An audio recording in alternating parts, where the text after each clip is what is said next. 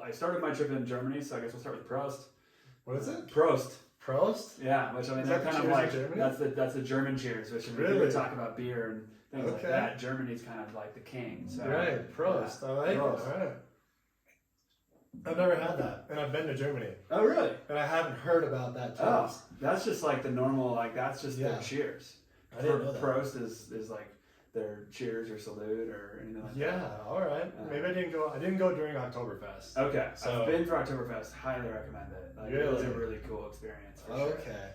So I got to premise this. I've never met this guy except for 5 minutes ago. I love this. This is super fun. And I've always wanted to like start out a podcast, like kind of just meeting people via Instagram or just like this. And like that was kind of the point of the podcast, was to meet people, random travelers, and kind of hear their story and like bond that way too. Yeah. So you're kind of my first experiment with it. Cool. Everyone has been my friend. So I mean, you reached out to me this morning, so 4 hours ago. Let's do it today. Best case scenario. It's rare that I'm actually home in Bozeman, so that too. Well. I saw that. I was like, oh man, is he gonna be in Bozeman today? Yeah. I was like, oh my gosh, he is. Like, stars are aligned. Yep. Well, why don't you tell me about that story about Turkey, because you just got back from Turkey. Yeah, I think I'll actually back up before Turkey. Okay, so the trip that I just did, which was with my girlfriend for about 16 days, and it started in Germany, and went Berlin.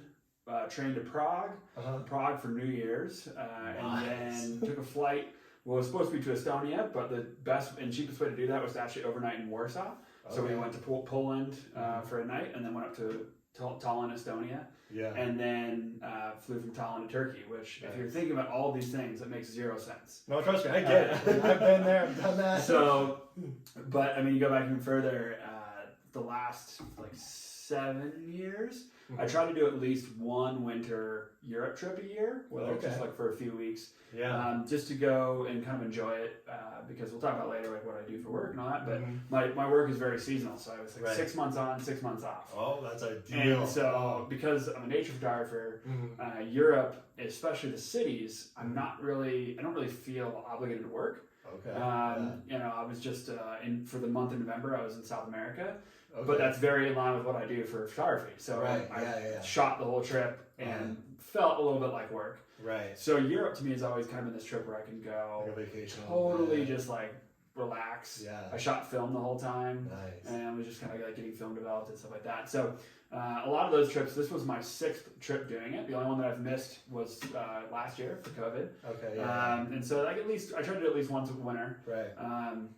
And I just kind of like find a cheap flight and then figure it out from there. That's the best way to do it. Kind of like, honestly, like how I structure the trip. So like, you know, people might say, okay, you were doing kind of Eastern Europe. Why did you go to Turkey? Well, the cheapest flight back from Estonia was actually to go to Turkish Air through Istanbul. Okay. And then Turkish Air actually has a thing where you can do extended layovers for free. Yeah.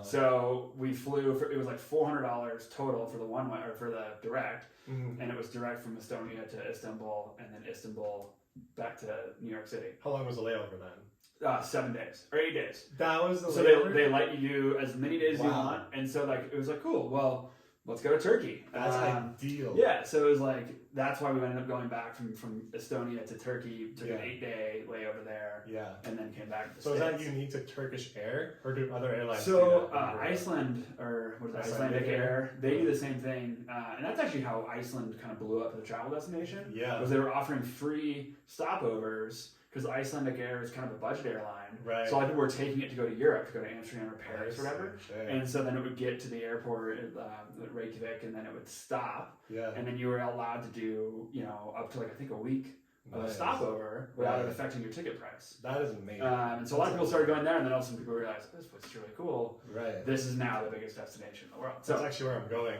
Oh, right. I've only been to the airport, and I didn't know that rule when I did that trip, because I was actually heading to Europe. Yeah. And on the plane, I saw the thing. It was like, you can stop over for as long as you want, but I already had the trip planned, so I couldn't do it. But anyway, so that was the trip that I just came back from. The first half of it was centered kind of around Christmas markets. Okay. Like the rich tradition of Christmas markets in Europe, drinking Glühwein. Yeah. So it was kind of structured to hit, you know, Berlin for theirs, Prague for theirs, and New Year's And then it actually was perfect with the extended overnight layover in Poland because they have one. Yeah. They have a great one, so we did that one. And then we got to Estonia for the last day of theirs. Okay. So we hit all these Christmas markets. That sounds like a fun tour, dude. Yeah, and it was just like, what's a cheap flight? We can get a cheap flight to Berlin. I Yeah. love Berlin. It's like one of my favorite cities in Europe. Oh, really? Okay. Super cheap, super affordable, and really, really history rich. I love history, so there's like World War II history, you have the Berlin Wall history, you have like USSR history, you have like all this kind of history that's there. And then now I'm like this kind of weird culmination that Berlin's become. So yeah. That is amazing. So did you plan the trip just to go to all these like little markets? Kind of, yeah. Like it was just kind of totally, you know, if it's up to me, I would have no plan ever. Like I would show, I've done numerous trips where I show up in a country without even a hotel booked, without That's how I do it. anything. My girlfriend definitely likes a little more planning. Okay. So she's pretty comfortable with like the going with the flow, but she at least likes to like have a set, you know, our flight set and our hotel set, so we know kind of where we're going and like what days we're going to be places. Yeah. And then we kind of go from there. And kind of have to trust each other, Like, especially like, how long have you been with her? 3.5 years. Oh, so a little while then. Yeah. How old are you, by the way? 30. Oh, you're 30? You're such a young buck. How old are you? 28. Yeah. I'm actually about to be 29. I'm about to be 31 in March. So, oh, yeah? I got like 2 weeks on my birthday and I'm just dreading it. Oh, man. I'm like, no, I'm not about that. But just the markets in general, all over Europe, are so much fun. So I have to imagine during Christmas time, it has to be like on another level. It's incredible. Yeah, like it's definitely a really unique feel that we just don't get in the States. Like prior to that, I was in the East Coast for a couple weeks. That's where my girlfriend's from. So I was out there for actual Christmas. I'm from Montana, but we were out there for Christmas. I went to Philadelphia and New York City and then Connecticut, where she's from. And there's like Christmas stuff going on, the Rockefeller's tree and all that stuff. But it's just not the same. It's like the market. It's like the rich traditional history. And then just getting like a €2 cup of blue vine, which is just hot wine. And, you know, like it would take you an immense amount to get drunk. Because it's like, one, it's hot, so it's probably burned off half the alcohol anyway. It's wine, it's a small cup, but it's so tasty and it's so nice when it's cold out just to be like sipping on warm hot wine. So walking around meeting people and stuff. Yeah. So you started in Prague, you said, right? Started in Berlin. Oh, you started in Berlin. We were there for 4 days, trained to Prague, spent 3 days in Prague. Oh my gosh, hold on. So you were here. So you started in Berlin. And then we trained to Prague. Okay, and then we flew to Warsaw. Okay. And then we were just there for an overnight, which I would totally go back there. Super cool town. Yeah. And we flew up to Tallinn, Estonia, which is way up here. And Estonia was a totally mind-blowing place to me. I've heard about that. It was so cool because if you look at it, like here's the Nordic countries, right? Norway, Sweden, Finland. Estonia's here. Right. And Russia's here, right? So you're like this buffer, and up until the fall of the USSR, they were part of the USSR. Right. What was part of the USSR? It's like so, Estonia, Belarus, and Ukraine, right? Yeah, Latvia, Lithuania, Poland, Berlin, Czech Republic, Austria wasn't. I think Slovakia was. Georgia was. I was just there last year. Yeah, I was just there last year. The USSR was huge. Yeah, it was massive. Yeah. And it seems kind of like right now that Putin's trying to get the band back together a little Sounds bit. like a little bit. He's kind of invading some places. A little bit of Ukraine. We'll see how that shakes out. So Kazakhstan, he's coming after. So definitely trying to get the band back together. Do you know why the USSR fell? I actually don't know like the true reason. I mean, there's not really a true reason per se, but a lot of people say is Chernobyl. That was like one of the biggest factors.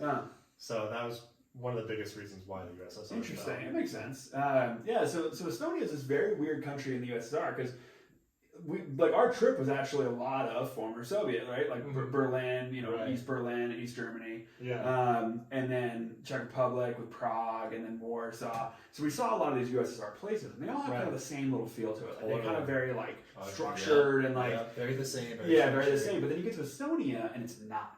Really? Estonia is very Scandinavian feeling. Oh, okay. They pull a lot of this culture from the Scandinavians, right? And they were literally Tallinn is like a ferry ride from Helsinki. Right. And so you're kind of like this very interesting crossroads of being a former Soviet country, but also being a very Scandinavian country. So the architecture feels very Scandinavian. Like we had this beautiful Airbnb with a sauna in the Airbnb. Yeah. Everything feels very Scando, but it's very cheap. Oh, so it's like a very like a budget-minded Scandinavia. Yeah. Right? Because I've done Norway and Scandinavia's stuff. expensive though. It's very expensive. Like Iceland's very expensive. Yeah. Norway's very expensive. I've done Norway, and like Norway is it's beautiful, but it's so expensive. So like if you want to get like the Scandinavian feel, like minimalist kind of architecture and things, Estonia is a great option. But you can still get like a meal for under $10. But I mean, like if you're going for the nature, I feel like you need to be in Norway, and I don't. True. I mean, Estonia's got some great nature, and really? they've got. We didn't see it because on this trip there was like 4 hours of sunlight a day, so far north. But there is some great nature there. Nothing like Norway. Right. But it's still like there's still mountains and not mountains, like more hills and like forests, like rich forests with wildlife and things. Because you know you see a lot of like game on the menu, like moose and stuff like that, which they're harvesting there. So. Yeah, so we did that, and then we finished the trip. So that was like the first half of our trip. Yeah, it was like 8 days or so in there, and then we flew to Turkey for another 8 days. Okay, and that's where we were. Flew into Istanbul, spent like 3 days there. And then we flew to Cappadocia, and then spent 2 or 3 days there. Flew back to Istanbul, finished out, and left. Well, that's a very like Instagram famous city. It is. It's a really interesting, very cool place. I've been a lot of very like Instagram-y places in the world, right? And a lot of them don't live up the hype because it's like a lot of them don't live up. No, and it's like Bali. I love Bali. But like I love the Bali that's outside the Instagram-y shit, right? Where it's like there's just so much of that Instagram-y, like come get your photo in front of the Bali sign or the swinging things over the rice terraces, you know, like the swings and the like all this stuff. It's like just so Instagram-y. Well, it's like. It is very Instagram. Like Tulum is very Instagram-y. Bali is very Instagram. But I think I did Bali in a very unique way, where it wasn't like let's go see the Instagram spots. Totally. And I saw the most crazy waterfalls. Oh yeah, there's like some really cool stuff there. If you get out, like that's the thing is like Bali is a whole island. Yeah. And so many people are going to like Canggu or Ubud, which are great places, but so much more out. There's so many things you can see. Like you can just take a scooter and just rip it through the jungle and see so many beaches. I spent 6 weeks there. Oh really? Back in 2019. And so kind of popped around. I went to the Philippines for like a week, but came back. Okay. And I went to Australia for a little bit and came back. But I was like just kind of centered around there, and it was really cool. But yeah, so it is Cappadocia is very Instagram-y. Especially the balloons. We went. Yeah, tell me about these balloons. We went in the wintertime. Okay. Which is not the time you're supposed to go to Cappadocia. Right. I guess normally it snows a lot. We had no snow. That's lucky. I actually think. I mean, I saw photos of the snow. It looks like it could be incredible views. Kind of like seeing the Southwest or Sedona with snow on it, where it's like the contrast of the rocks with the white is really pretty. But the main problem with going to Cappadocia in the wintertime is that the main draw of going there is hot air balloons, right? So you have hundreds, if not like thousands of hot air balloons that go up every day, right? And with tourists in them, and the hot air ballooning is subject to the weather. If it's windy or rainy or snowing or like anything like that, you're not going. Right. And so I think I read some statistics that 70% of the flights in the winter are canceled just for weather. Dang. And we had the most perfect weather. I mean, like an insane sunrise. And we only had 2 days we could have done it because we flew in the morning of one day. I couldn't do it, obviously that day because you have to go at sunrise. So we only had the next 2 days at sunrise as a buffer. So like the first day gets canceled the next day, and both of our bookend days would have been canceled. They didn't fly that day. The one day that we could fly was actually the day that it went. So we got really lucky.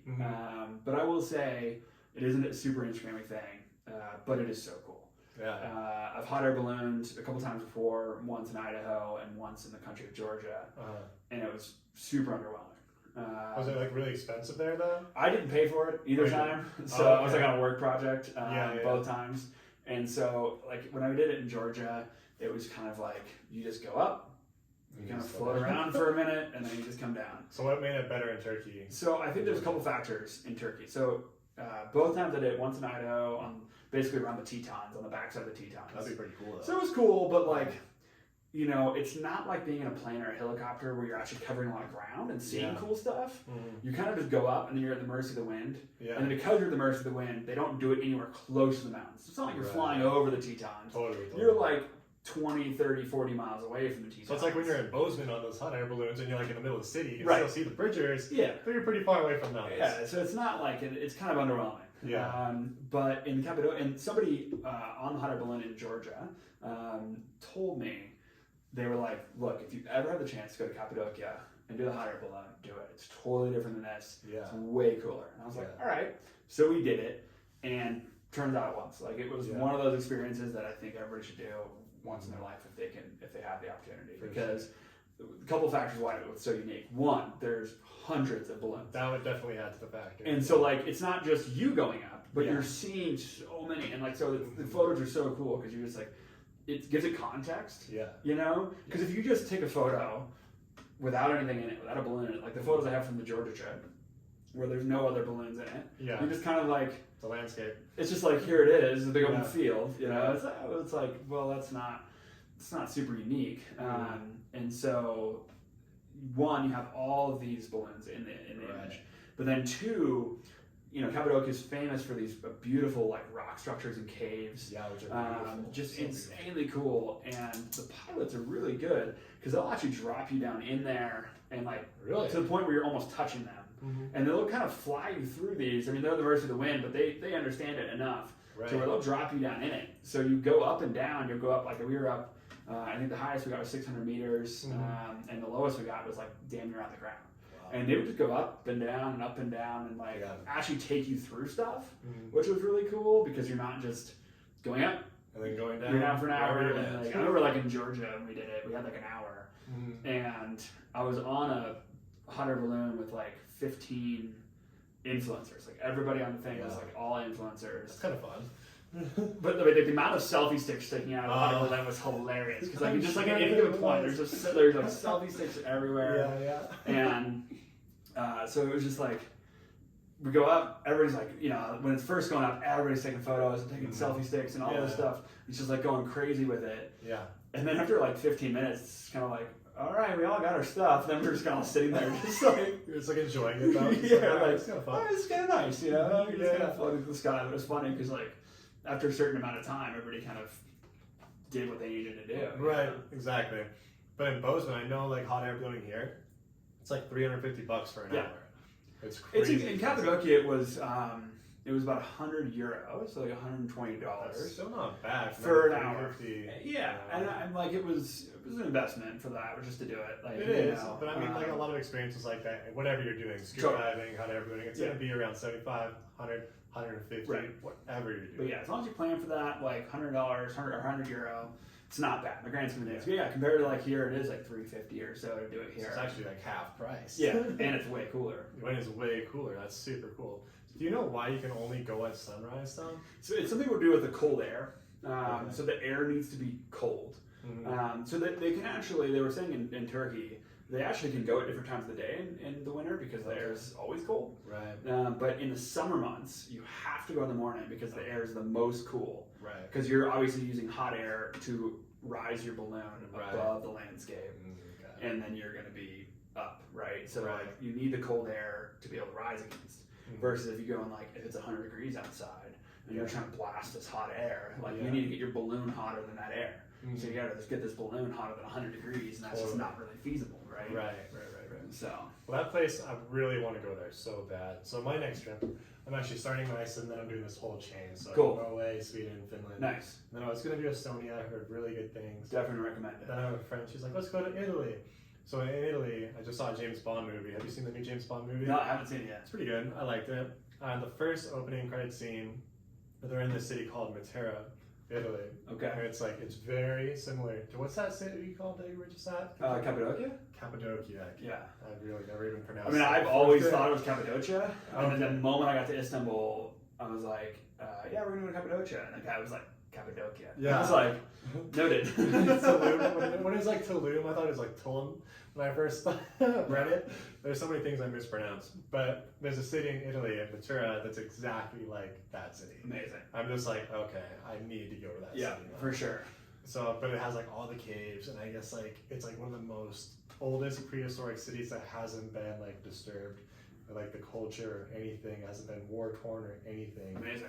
Cool. And I don't know much about the caves though, so I want to learn about the caves there in Ventura, but did you learn anything about the caves? Yeah, we learned quite a bit about them. We actually hired a guide to take us around, just because it's like you can't really. I mean, Cappadocia is actually a whole region. Right. So like, I think a lot of people go there, they see balloons and they're done. But there's a lot to see there.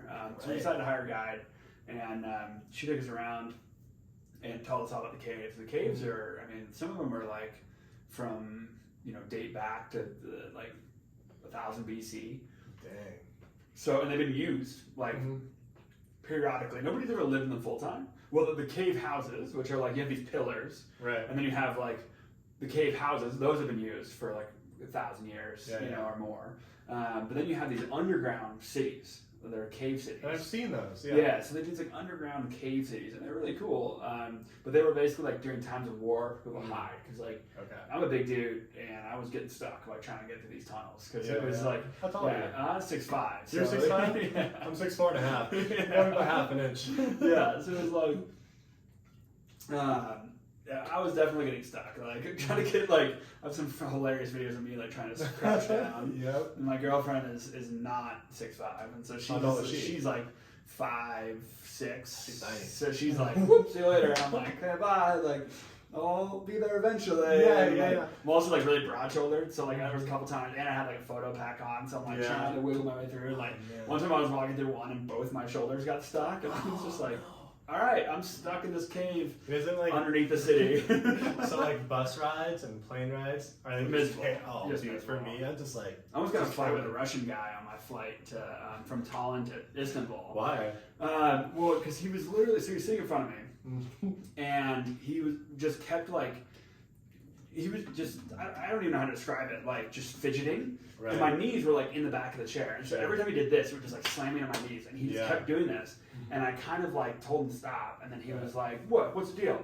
And I was like, very Russian thing to do. Yeah, I'm like, just like my knees are right here. Yeah. Like, can you just like not, like just chill out, Like, be aware, be curious, come on. And then he at one point just like decided he wanted to recline his chair, and instead of just like doing it gently, he just like slammed it back into my knees. And I just like punched the back of his chair, and there was about to be like an altercation in the middle of the plane. This guy was like with his kid and his Barbie doll, the wife, like so much plastic surgery. Really? It was ridiculous. Interesting. Like, I'm like, can I just not right now? Like, just trying to like relax. It's like a 4 or 5 hour flight, so like it's not a short one. And this guy's like slamming into my knees. Anything over an hour, I hate. But I always ask the flight attendants, I'm like, I know I'm not that tall, I'm only 6'4.5", but can I like have a row with myself or like bump me up or something? I always ask, and like a lot of the times they do. A lot of times, I've had good luck.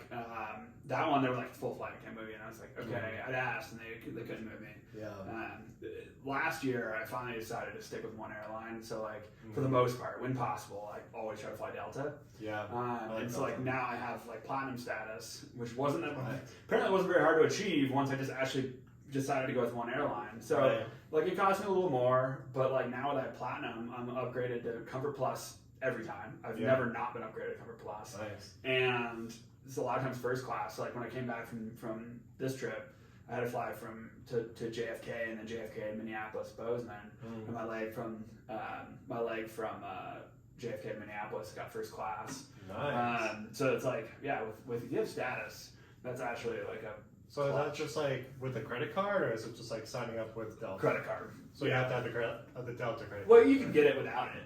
It's a lot harder to do. Okay. So I got like the Delta American Express card, and that thing like pretty much was easy to get status with that. I've seen those credit cards like online for the airlines, but I've never like looked into the benefits for them. I never looked. Honestly, if there's like any airline, I'm probably gonna get the United card soon, just for the benefits. I don't even fly United that much, but like free check bags. That's not bad. Like you get like either one or two. Like for Delta, I get like 2 free check bags. That's pretty good. And I pretty much never check a bag, but like when we were coming back from Turkey, on our last day in Istanbul, we went to the market and just like loaded up. And we like went and bought a suitcase and got a ton of spices to bring home. Like the spice market, all that kind of stuff. And it was nice to have a free check bag. And just like through this like cheap bag that I bought at the like the bazaar. Because those are over $60 sometimes. Like, totally. Check a bag. So like if you have the credit card, you get priority boarding too. So like if I have. Usually I have my camera backpack, and a lot of times like this trip, I just traveled for the whole 16 days. It was just in one backpack with my camera gear and my clothes and stuff for the whole 16 days in one backpack. Right. It's a pretty big pack. How many liters? That one is, I want to say that one's 70. That's a big pack. It's a big so pack. you didn't check it then? No. You didn't check it? I never check it. 70 liters. I never check it. I mean, that's the benefit of being a really big dude is I make it look small. All right. So like when it's on my pack, I mean that thing probably weighs like 50, 60 pounds on any given day. And it's hilarious because like when they for some reason, they like see it and they see it on me. Yeah. If my girlfriend wore the same pack, the thing would be like half of her body.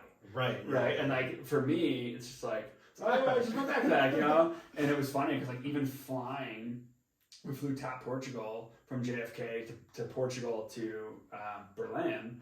And at the airport, she had a roller bag, which is like the same size as my backpack, even maybe a little smaller. Right, yeah. And we get to the airport and they were like, do you have any checked bags? And we're like, no. And she's like, well, put that on the scale. Yeah. Her roller bag, puts on the scale. Well, that's overweight for the overhead. Yeah, yeah. And then she was like, okay, well, do you have a checked bag to check? I'm like, no, I've just got my backpack. Yeah. And she was like, okay. I didn't even weigh it. And I was like, thank God you didn't weigh it. The thing weighs like Well, sometimes if you put that in that like little kiosk thing, like right by, I'm like, my pack doesn't fit in there. Yeah. I'm like, I have to take out my coat. I mean, it does. This thing fits in every overhead, even small planes. It fits. Right. It's a tight fit, but it fits. Right. And so I've learned. I've only had to check it once. I've gotten in arguments at the airport because it's got a bunch of camera gear in it. I do not want to check it. Yeah. Plus, there's a ton of batteries in it, which you're not allowed to check anyway. Right. And so like that's one of my biggest arguments is when they're like, "Hey, we got to check this." I'm like, "It's got camera gear. It's like 20 grand of the camera gear in this thing. Dang. Do you want to be responsible for this?" And they're like, "Nope." I think I was flying from Bali to the Philippines once though. And we did like the gate, and of course it's like me and all the Indonesians, which like the average height for Indonesians, I think for women it's 4'11", and for men it's like 5'4" or something. Tiny people. And so like there's just me standing in this line. It's all Indonesians and me. Yeah. And they see me and she goes, "Put your bag on the scale." I'm like while I'm in line to get on the plane. I was like, "She'll put your bag on the scale." I was like, no. She was like, put it on the scale. Because it was, I think their weight limit was like 10 pounds. No. 10 pounds? And it's just like this old scale with like the big, like giant, like weighed, like numbers. And I put it on there and the thing just goes all the way. And it was like way more. And the woman looks at me and she's like, "You can't carry this on." And I was like, "I have to." She's like, "Why?" And I was like, "It's full of camera gear. It'll fit. I promise you it'll fit on this plane. Yeah. Just let me carry it on." And she was like, "Camera." And I just kept saying, "No, I'm taking it on." Like, it wasn't an option. I'm taking this full on the plane. Yeah. Especially in a place like Indonesia where like I put $20,000 worth of camera gear in some random like, you know, bag handler's hands. And you're like, you know. They throw that around too. Oh, one, they throw it around, but two, like that's like more than a yearly salary for anybody on like the baggage claim side. That's a good point. And I just don't trust people. I don't trust anybody. I don't trust people in the US. I don't trust anybody with like, you know, this much gear. Yeah. And she was like, "No, you have to check it." And I just kept saying no. Yeah. And then she was like, "I don't want to deal with this." So she hands me to the next person, same situation. Same argument. She handed me the next person, and finally I was like polite the whole time, but I'm like, I won't check it. It's full of camera gear. Yeah, yeah. And she there's 20 grand worth of camera gear? Yeah. So how many cameras is that? Like 10 cameras? No, it's about one camera, one drone, and probably 3 or 4 lenses. Gets it pretty quick. The lenses are pretty expensive? Yeah, because the lenses can be anywhere from $2-3 grand a piece. The camera's 3+, you know, to 3 to 4. Right. You get up there pretty quick. Drones another 3 to 4. So you're pretty much jealous of my setup then, right? Yeah, this is nice. Yeah, I know. That's it's nice when I like try and chill. When I went to this trip that I just took, all I brought was one camera, one lens, my drone, and a film camera, and so that was like traveling super light for me. Okay. And luckily on this trip, I had no issues with bringing my bag on. Everybody's like, "Oh, whatever, we don't care." Sometimes camera stuff is expensive but it's also a lot to lug around. It's heavy. It's heavy. Like very dense, and so like even when I'm in my like smaller packs, which totally fit in any plane, right? If they weigh that bag, it's gonna be over. Yeah. You know, and so like even my messenger bag, which I usually have a backpack in my messenger bag. If I put my like camera gear in my messenger bag, even that. My messenger bag, which fits under a seat in front of me, will be over the weight limits for the over. Right. So do you only like stay at hostels or stay at Airbnbs? Because with like a lot of gear like that and a lot of money on you, like I couldn't imagine like leaving all that at the hostel.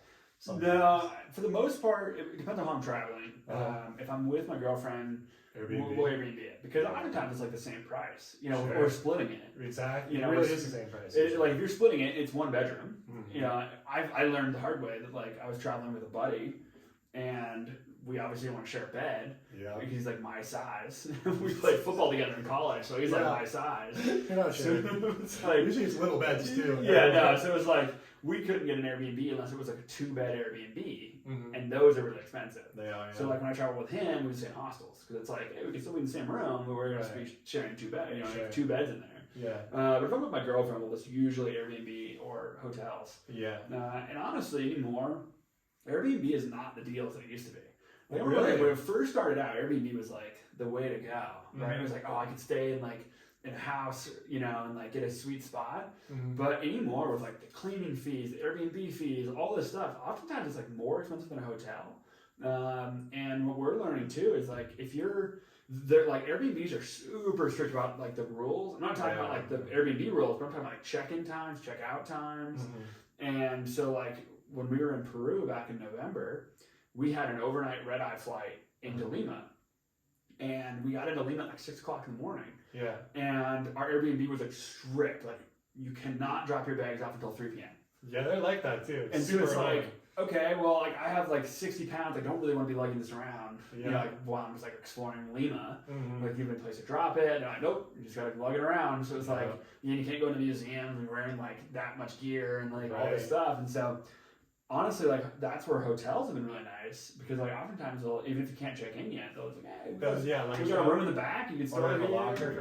Like hostels do that a lot too. You can just go throw your crap in there. Totally. Well, we ended up when we were in Colombia in November. Same thing. We couldn't check into our Airbnb until later. Right. And so we were like, well, what do we do? And we actually found a hostel. Yeah. And we went to the hostel because we couldn't. We had a morning flight in. We were there at like 8 o'clock in the morning, and couldn't check in until like 3. Yep. And so we just literally took a taxi to just like some shitty backpacker hostel. Right. And it was like, hey, how much is a room? Yeah. And they were like, it's $20 or something. And we're like, sweet, we'll get the room for the day. And they were like, great, give us a key. We literally had, it was a private room too. It wasn't even like a hostel room. We like went so cheap. Stored our bags in there. Yeah. And then at 3 p.m. we came back, got our bags, and they're like, oh, and we explained it to them before. We're like, hey, we just need a place to store our bags. We'll pay you guys the $20 to store our bags. Right. But we're checking to another place later. We just need a place to stash it right now. And they're like, that's fine. Cool. Yeah. That was super cool. We were like, oh, that sounds good. I feel like Airbnb should be cheaper post-pandemic because there hasn't been a lot of traffic. Is that not the case right now? Unfortunately not. Everybody's just got like tons. And they're just like disguising as cleaning fees. So it'll be like, oh, it's $60 a night. And it's like $40 a night in cleaning fees. You know, like, right. You know, but at the same time, I've seen like some hilarious memes rolling out lately. And it's like $40 cleaning fees. But then the rules is like, must sweep the floor, must take out the trash, must do the dishes. It's like, so what are you actually cleaning? You know? Right, yeah. Keep this place spotless. You know? It's like, I've had really good luck with Airbnbs though in the past. Like, I mean, I've had great ones, and I think they have a purpose when it's something unique. Like the one we stayed at in Tallinn with the sauna in the room. It was a beautiful, like Scandinavian room, just an incredible place. I think we were paying like $100 a night for it. You know, so it's like that one was perfect. But when we were in Prague, we got a hotel. Okay. Because it was over New Year's. Yeah. And we kept booking Airbnbs, and the Airbnbs kept canceling them.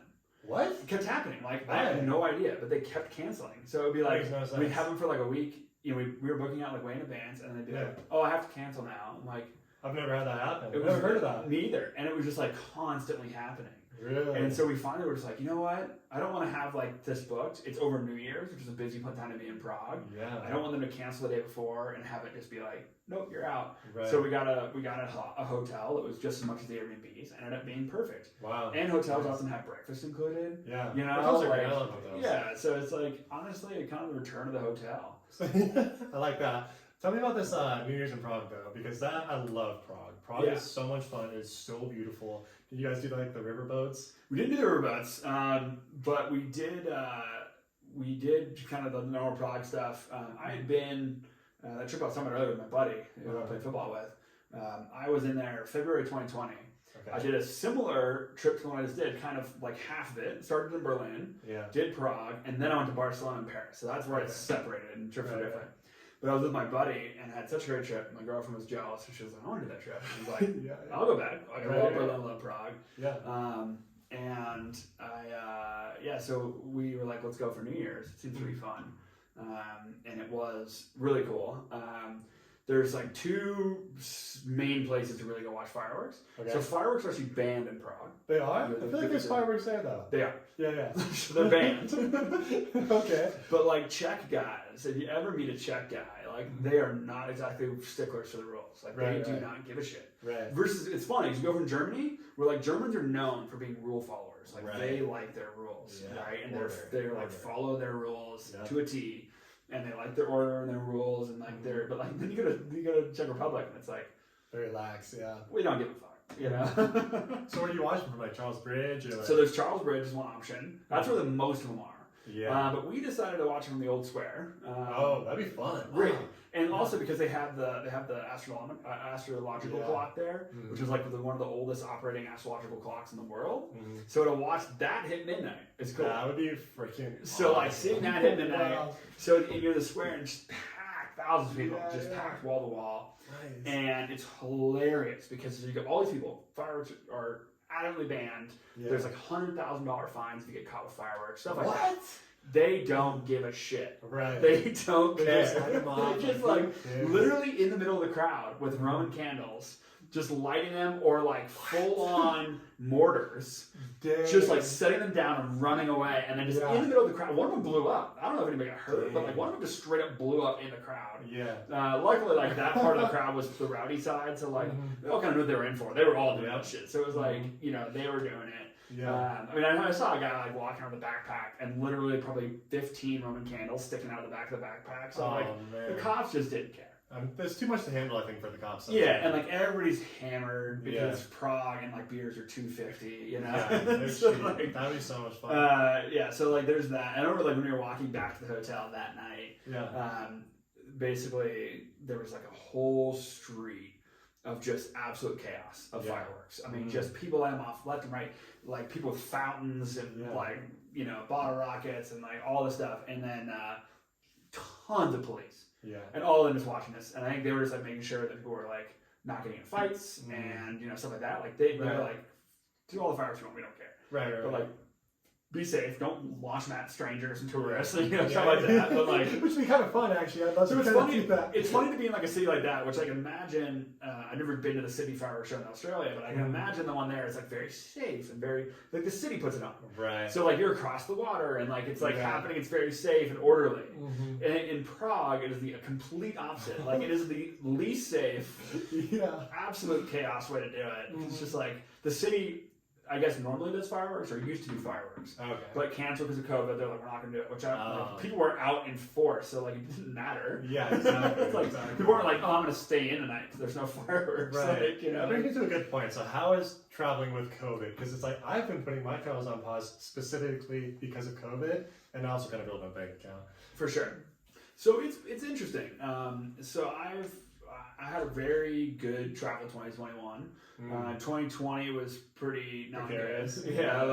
I mean, I basically stopped traveling after March of 2020. But my girlfriend and I were in Southeast Asia when like shit hit the fan. So we were in Southeast Asia when kind of like everything went down. And where we were like in India, Myanmar, and Laos, and we were there, and it was like. It was interesting. So we were watching all the chaos erupt in the world, and like where we were, there were no cases yet. Oh wow! And because they all got hit really late. So like we were there, and we're watching. Like we watched Europe get hit, and we're like, "Ooh, that's bad." And all my friends and family back home are like, "You gonna come home?" We're like, "Well, it's not here." Not yet. So like we're just gonna kind of wait and see what happens. And then when New York got hit, or when New York was about to get hit, and the U.S. travel advisory went out. It was like level 4 travel advisory. All Americans come home now. Or like shelter in place indefinitely. And we're like, that's not good, So we decided to come home, and that was the last travel I did for a year. And then I was traveling locally within Montana, Wyoming.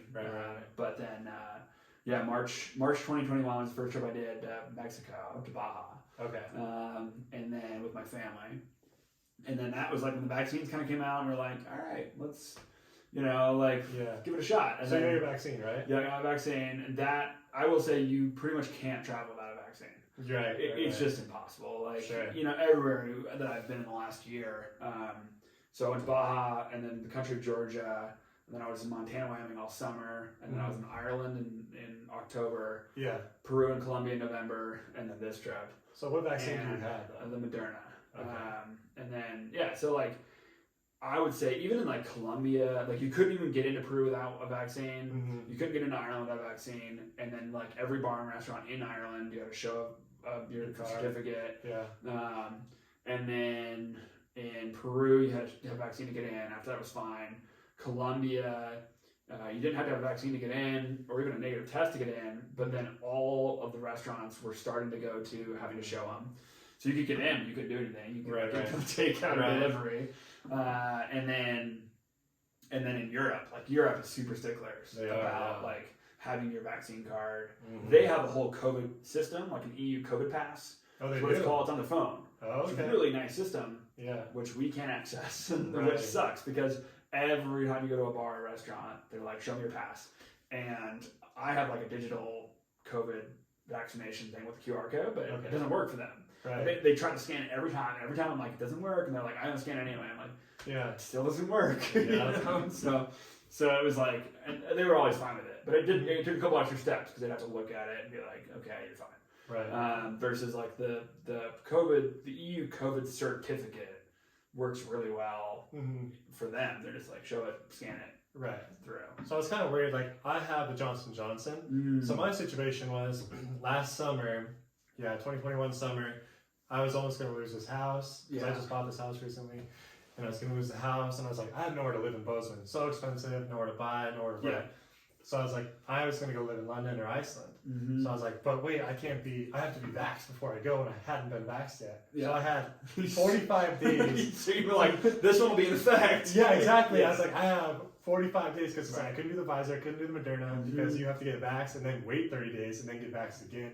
And then wait 30 days again before you can even go. I was like, I have 45 days and then I'm going to leave in 30. So I'm like, all right, Johnson & Johnson, you're up, go. But a lot of countries don't accept Johnson & Johnson shots. You could get a booster. Well, now I can. Right. Back then I could. Right. Now you can get a booster like a Moderna or a Pfizer booster. Right. But will that suffice to get into some countries? Do you know? Yeah. Because that's what I was basically showing. I have like the Moderna booster. And that's actually what my QR code, I got it specifically to get the QR code. Because where I got my original vaccine, they didn't give me a QR code. Right. And I wanted a QR code for getting into countries. And so I got from Albertsons, because they give you a QR code when you go to Albertsons. Good thing. I've got liquid calories. Okay, cool. So you could get that. And because some of the countries are even are requiring that now. So like Germany is now requiring booster. You have to be boosted. I was wondering about that. So it's like, how many countries do you know about are requiring a booster? That's the first I've heard of. Okay. Germany. But it is EU, so like once one of them, especially one of the powerhouses like Germany do it, I'm worried about that. A lot of folks will start going into that. So it's crazy out there because it changes daily. It does change daily. That's what I'm really worried about too. You just have to be really flexible. That's what we went into this, when we were out visiting my girlfriend's family for Christmas. They were all like, are you going? Are you sure you're going to go? And we're like, yeah, we're going to go. Right. Like, we're tired of, like, at the rate it's going, this thing's never going to end. And so we're like, we're tired of like waiting around for it to end. Right. Like we're wasting valuable years, and like especially if we want to start a family at some point, like we're trying to get a lot of our travel in now. Because we can still travel with family and with kids, but like it changes, totally changes. Totally, you can't stay in hostels and slum it, and backpack your way through Europe. So you guys are pretty serious though. Oh yeah. So you've been with her for 3 years. Yeah. Where'd you meet her at? Here? I met her in Morocco. You met her in Morocco? That's a cool story. That should be of no surprise. How'd you meet her in Morocco? Like on a camel? No, so we, I had this friend group that did random trips around the world. And we did our first trip to Switzerland the year before, so it was like 2016. It's the New Year's of 2015, 2016. Right. And at that time I was very new to freelance photography, and I was very broke. So I was very broke. And I just finished my first like full season as a photographer. And I was kind of scraping by. I was living in a van at the time. Like, I didn't have a place to live. So I'm going to ask you about that later. Yeah, I was living in a van, pretty, broke freelancer stuff, like eating ramen noodle packets on the daily. Yep. And I just had this like random friend who I'd never even met. We were just like internet friends. Kind of like us. Yeah, right. It was like, she was like, hey, she put it out on Facebook. Hey, me and a bunch of friends are going to Switzerland for New Year's. Anybody want to go? Mm-hmm. And I jokingly, because at that point in my life, I'd never done like a trip. I'd done photo trips, like working abroad. I'd been abroad. Yeah. But I'd never, like, or with my family or something, but I'd never had, like, done a personal vacation. You know, where it was like, I'm going to pay for this. I know how much this stuff costs. Right.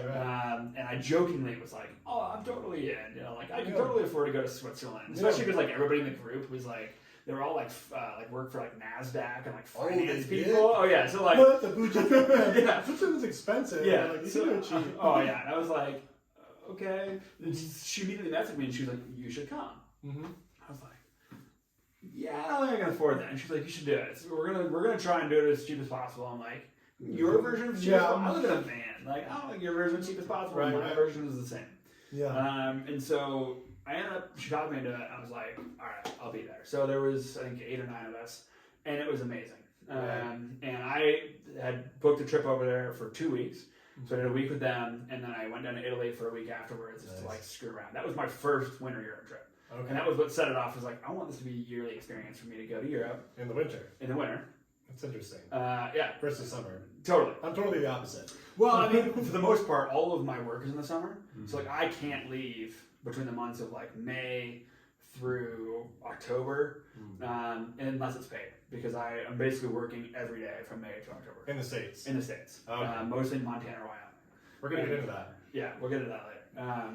So winter though, I really like it. There's no tourists. Right. Very little tourists. There's tourists. There's very little tourists. It's cheaper because there's no tourists. Right. Like hotels are doing discounts. Right. You know, you can get into like the fancy restaurants if you want to go to one that like normally you have to wait for. Like whatever. You can do anything you want. That's true. Because there's not a lot of people. And I love it. So I started doing these like winter trips. That was the first one. Mm-hmm. And then we were all like, everyone's like, yeah, we should do this every year. Yeah. I was like, okay. You know, like, let me know. So the next year, they were kind of like, we're going to do Morocco. Mm-hmm. And we're going to do the Atlas Mountains. And I was like, sweet. And I told Laura, who's kind of like the group leader, I told her, I was like, hey, I want nothing to do with the planning process because so much of my life is like planning and logistics and like stuff like that. Mm-hmm. So I want nothing to do with that. Yeah. Just let me know how much it costs. Let me know the dates, where I'm flying into, and I'll be there. Yeah. As long as it's not in my budget. But like, as long as within reason, let me know. But you can figure this all out. Because she loved it. Because she was like working a normal job. So like this was like for her, was an escape from a normal job to plan a trip. She loved it. So I was like, you can go for it. Mm-hmm. So we end up doing the trip again. It was like with mostly the same people from the Switzerland trip, with a couple of add-ons, including my now girlfriend. Okay. And she had never met anybody in the group either. Nice. And she was like coming in as a stranger. And so we ended up meeting. And Mia was kind of like, you know, this chick's pretty awesome. Yeah. She's like a big traveler. She's a veterinarian. I'm like, this girl's super awesome. Yeah. And actually, the first time I met her, probably the worst first impression from me that I could have possibly given. Why is that? You know, because I'm from Montana. I'm from Billings, and we're a little more like hardy, you know, than like East Coasters. I don't know where you're from. I'm from Great Falls. Oh, okay. You know us. Yeah. Basically Billings. Basically, yeah. Not directional wise, but personality. More ghetto. A little bit more. It's probably the same amount of drugs over there. For sure. Maybe a little more. There's some more. So anyway, I used to be a guide in Yellowstone, and a lot of my clients were from the East Coast. Yeah. So the only thing I knew about my now girlfriend was I looked at her Instagram profile, and I saw she was living in New York at the time. She was living in New York City. Yeah. And I was like, New Yorkers. Ugh. You know, like it's just like the opposite of the people I want to hang out with. Right. You know, like because most of my clients were like wealthy New Yorkers. Right. And they were just like not the kind of people that I wanted to hang out with, you know, on the daily. So like, and so my first experience with her is we had rented out this riad in Marrakesh, and it was like 3 stories, and we rented the whole thing for our group. It was like $27 per person. It's great. Yeah. So, but it was like super hard to find, and I had taken advantage of the opportunity for the $10 transfer service from the airport to the riad. From the riad, and they were like, yeah, we'll take you right to the place and we'll show you where it is. I was like, great, because I don't want to deal with that. It's like $10. I was like, sweet. It's not going to cost me that for a taxi, or I'll get screwed over by a taxi anyway. Yeah.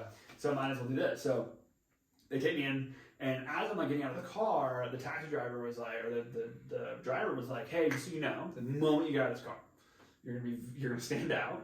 And he's like, and we have to walk a little bit through these alleys. Yeah. He's like, the moment you get out of this car and like have a backpack or luggage or anything, they're gonna flock to you and they're gonna be like, oh, do you need help finding your hotel? Do you need help? They have no idea where it is. But we're trying to scan you. And I was like, all right, good to know. Yeah. I'll take, so he shows me where it is, like down these little alleys. Yeah. And so I'm the first to show up. And I get in there, and there's a woman in there, and she's like, she only speaks Arabic and French, and I'm an idiot, so I don't speak either. I was like, and she's like trying to explain the house to me in Arabic, and that doesn't work. So she tries French, and that doesn't work. I'm your typical American, and I speak English, and that's all I got. That's all I got. I really am like, it's really shoddy Spanish, and that's it. So anyway, so I'm sitting here, and so eventually, I know that Chelsea's supposed to be the next person to show up. So she, so a little while later, like an hour or so goes by, I hear a knock at the door, and there's like just pounding on the door. I get out, I'm like, it must be Chelsea. So I open the door, and here's this girl standing here, and she's got this huge suitcase and this little tiny suitcase. And it's like New Yorkers. You look like a backpack. I'm like spending a month abroad, and I'm like, I'm gonna backpack, and I'm like, New Yorkers. And then I see that there's 2 Marrakesh guys that are standing behind her, and they followed her there, and I was like, oh god. Yeah. So I was like, hi, nice to meet you, and like threw her inside. Yeah.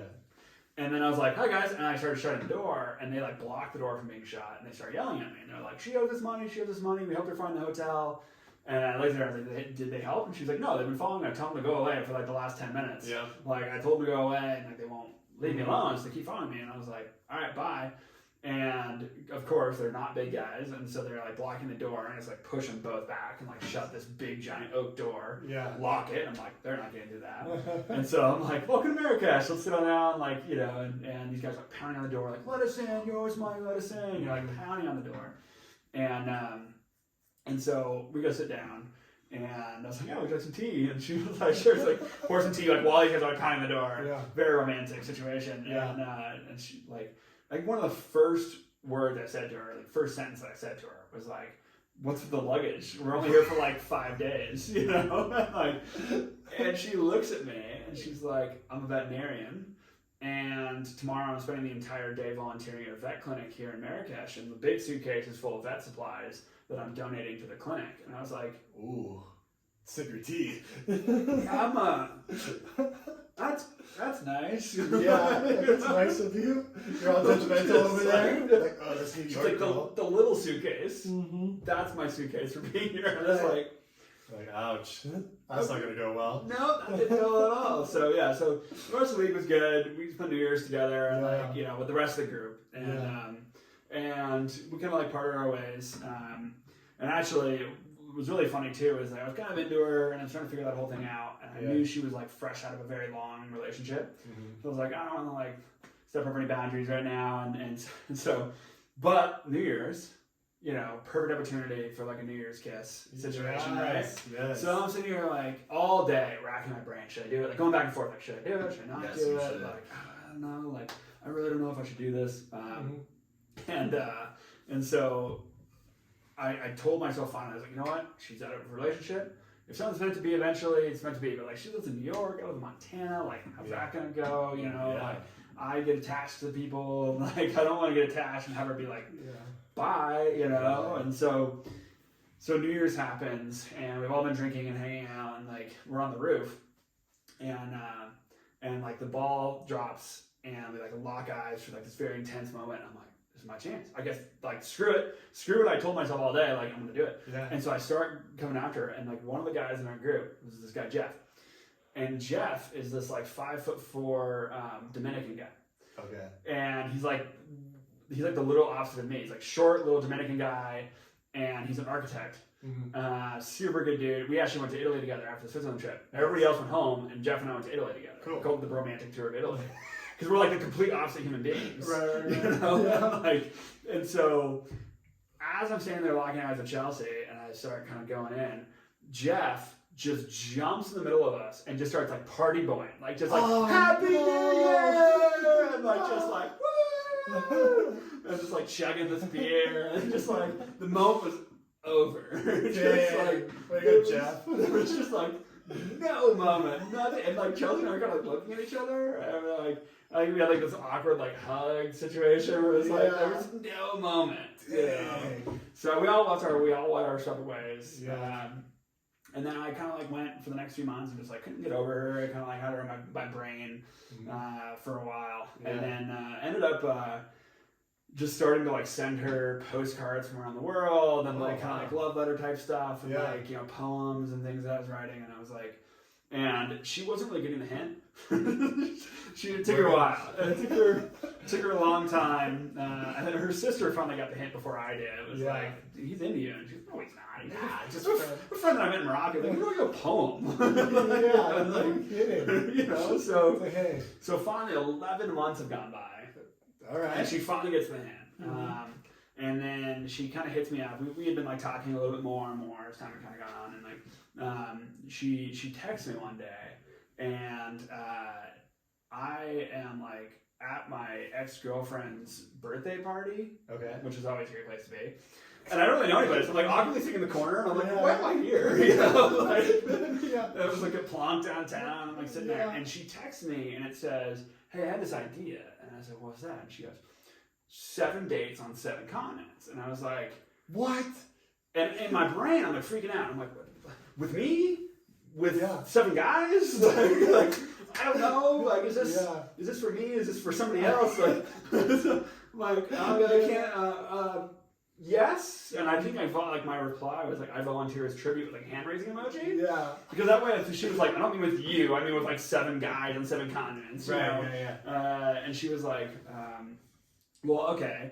And then she goes, great, I was hoping you would say that. And I was like, oh my God, I'm like freaking out. I like leave the bar because I'm like freaking out. And like call my roommate at the time, who was like the most animated person on the planet. And I was like trying to call her, and she answers the phone, and I was like freaking out. I'm like, I'm freaking out. What do I do? And she's like, where are you? I was like, I'm downtown. And I literally turned around, and she just happened to be walking down the street downtown. And I was like, you're freaking out. So it was a little while later that she came to Montana for a visit. That was our second continent. When she came to Montana, and I spent like this very orchestrated weekend to go to the Blaine River in Yellowstone, like it was still open, and went to Paradise Valley, and then like did a whole big brunch with my friends in Bozeman, and like this very orchestrated by the minute weekend, to like try and impress her. Yeah. And that worked really well. Of course it did, yeah. So then it's been good since. So we're on continent 6. That's a cool story. Yeah, I love that. Antarctica's our last continent, and we were supposed to go in March. Antarctica. Yeah. It's an expensive continent. Yeah, it's a very expensive continent, and it just got canceled for the 4th time. Oh no. So we're still trying to rack our brains, figure that one out. Yeah. But because eventually I think after that we'll settle down and do that stuff. But, so does she live in New York still full time? No, she lives in Bozeman. So she moved here. She moved here March 2020. So she was living in New York, and then up until August or October of 2019. And then she took a year. She got rid of her apartment in New York, and then sold, gave her all her stuff, and then was taking a year sabbatical to go volunteer and just travel around the world. Wow! So she was going to a lot of places around the world to volunteer. So she was in Papua New Guinea, Cook Islands, Sri Lanka, India, and was just volunteering. This whole time as a veterinarian. Wow. So she was volunteering and like taking care of like strays and stuff like that. So she was doing that, and then I would kind of periodically go join her. So like I flew to Australia when she was in the Cook Islands, and we met up there for one of our continents, and then I did that. And then when COVID got hit was when I had gone to Southeast Asia to go join her for sabbatical for 2 months. I was going to be gone for 2 months, and we were just going to go backpack around Southeast Asia. Okay. And so that was our plan. Right. And then COVID kind of just derailed the whole thing.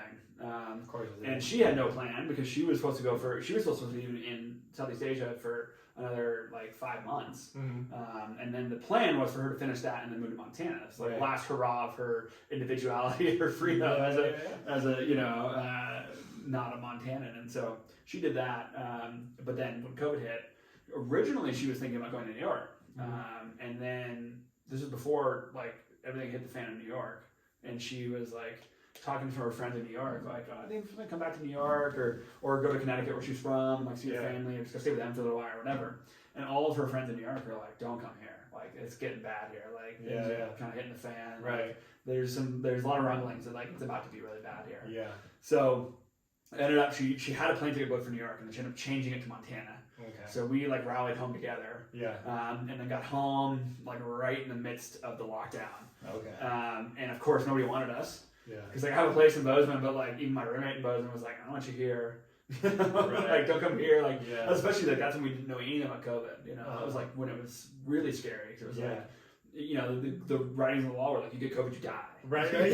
Like, you know, and so it was like, my roommate was like, and my family was like, we don't want you in Billings. You know, like so my parents actually put out their motorhome. It was like a small motorhome. That's all right. And they were like, you can quarantine here for 2 weeks. Yeah. In this motorhome. And so we did that. It was a very good early test for our relationship. That is a good early test. We never lived together. We traveled together. We never lived together. It's like 2 weeks in an isolated quarantine. Yeah, in Montana, not a lot to do. In the wintertime. In the wintertime, that sounds like miserable, actually. That's quite the test right away. Yeah, so, and then after that, we moved back to Bozeman, and then she's been in love with me. Yeah. Ever since then. So you guys aren't in the van full time, or no? I have a place here. So you do have a place here. I have a place here. Yeah, I've had a place here for a few years now.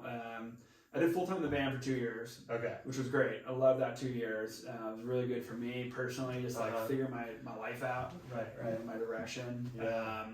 And yeah, so like kind of figured that out. And then I got a place in Bozeman, kind of like right downtown, and it's a really nice balance because I've had this great house that I rent it downtown, and I don't probably spend that much time there. Like I probably spend, if you were to add up all the days I spend in that apartment or in that house, it's probably like 4 months worth. That's okay. For the whole year. Don't get rid of it. Because you're going to lose. If you lose that, you're screwed. My rent finally went up for the first time this year. How much? Was it like $100? It went up $500 per month. No. It went up $500 per month. So it was $15. Now it's $2,000 a month. Dang. So that hurt. Yeah, they kind of screwed you. Yeah, they didn't need to do that. That one hurt. No. Yeah, that's annoying because I know they didn't refinance. They didn't do anything. No, we've been paying his mortgage the whole time. Yeah. Like that one, and we've been good tenants. I get it. It's probably market for that house, you know, but like now we're a little more motivated to try and find a place to actually buy. That's what we want. You're gonna buy one here or somewhere else? We don't know yet. Buying in Bozeman's insane. Trust me, it was quite the shit show. Yeah, so we're looking at options. We like Livingston a lot. We like Helena a lot. Problem is we need to get access to airports because my girlfriend actually travels for work still, so she's doing relief at work. Yeah. So she's like in New York City right now working because she's having a hard time finding work in Montana. It's kind of tough sometimes. Yeah, like the pay is terrible for veterinarians. It's like half of what she can make anywhere else in the country. Yep. So she can go like work for 2 weeks in New York or somewhere else, and then come back for 2 weeks. Yeah. Work, you know, that's the only way she works for her. Right. So, so it's definitely interesting. But if you're gonna be in Montana, I think you're gonna want to be in Bozeman. Yeah, and I don't want to go. I definitely only want to Billings. I want somewhere centrally located, so like either Helena or Bozeman are good fits for that. Just to be able to, like, you know, travel around and be centrally located within the state. Right. So it's like my home base is now Bozeman. So it's like my main goal when coming to Bozeman. I came here at 26, and that was after like a couple of years of traveling. Yeah. I had $1,000 left in my bank account. So it's there. There was a $500 deposit. And it was like I prorated like $300 something rent for the month. I was like, I have like $200 left. Yeah, been there. But it's like my main thing is like I need a home base. So I chose Bozeman. If I was gonna be in Montana, I want to be in Bozeman because it still has like the work, still has the restaurant, still has a little bit of a city feel, but I still have the mountain stuff, everything. But it's that's a problem here too. Well, I mean, I went to school here. I went to MSU. I saw that. And then came went back to Billings for a couple of years. Okay. Had like a desk job for a little bit. Realized that I can't do desk work. And that's when I moved into the van full time. Yeah. But then I found myself when I was living in the van full time, I just constantly kind of felt myself gravitating back to Bozeman. Yeah. Just the people here. They're I good. think one of my favorite things about Bozeman is that, like, and I'm sure Great Falls is the same way. Billings is like such a 9-to-5 mentality, right? Where like everybody is like, I just have a job that pays my bills, and I don't like care about it. I'm not passionate about it. Right. But like, I work 9 to 5. And on the weekends, I go to the lake and get plastered, and like that's my life, you know. And that's not me. And then I kind of Bozeman, and like a lot of the friends that I have in Bozeman, they like the same things I do. They like to be outside. They like beer. Nice. And it's like, let's be outside and drink beer. It's like, and a lot of them work for themselves, you know. So it's like I can call a friend on a Tuesday in the middle of the day and be like, hey, you want to go, you know, like go climb a mountain and drink a beer on the top? And it's like, sounds perfect. Yeah, let's do it. Like, sweet. And so I love the personality of Bozeman. You know, it's definitely changed a lot in the last year. I like it though. But yeah, it's still good, and I still love it. Like, you know, whenever I go back to Billings, it's such a ho hum personality, and like the energy does not feel good. I think one of the biggest things that I see is like nobody, and I mean nobody, gets stuck in Bozeman. Right? You have to want to be here because the cost of living is so much higher here. So like you have to purposefully want to be here. That's a good perspective. Because like in Billings, a lot of the people I went to high school with, you talk to them, they're like, I'm stuck here. You know, I have friends that do want to be there, and like Billings isn't so bad. Right. But like I'm sure it's the same with Great Falls, where it's like a lot of the mentality is like, I'm stuck here. They're like, I can't afford Bozeman. I just had a friend reach out to me the other day. He's like, I want to live in Bozeman so bad. I love it there. Yeah. It's like, it's way too expensive. I'm like, dude, I came here with $1,000. Get over here, figure it out. There's so many places you can rent. So many jobs open. I mean, the job market is a market. It's a workers' market right now. Like, it is a workers' market, but it's still a big wealth. No. Like, you're gonna be able to afford all your bills and stuff. Like, you can do any. But the fact that like Walmart's paying like $25 an hour. Yeah, it's like Target's paying $20 an hour. Any like tipping job. Like, there's so many restaurants. I can't even staff right now. You can make so many in tips. My roommate for sure. In the inside industry, she makes a lot of money. Yeah, there's money to be made here. It is tough though, and like I get it, and so it is like, I mean, it's even tough for me. Like my girlfriend and we both make good money, and it's still tough. I get it.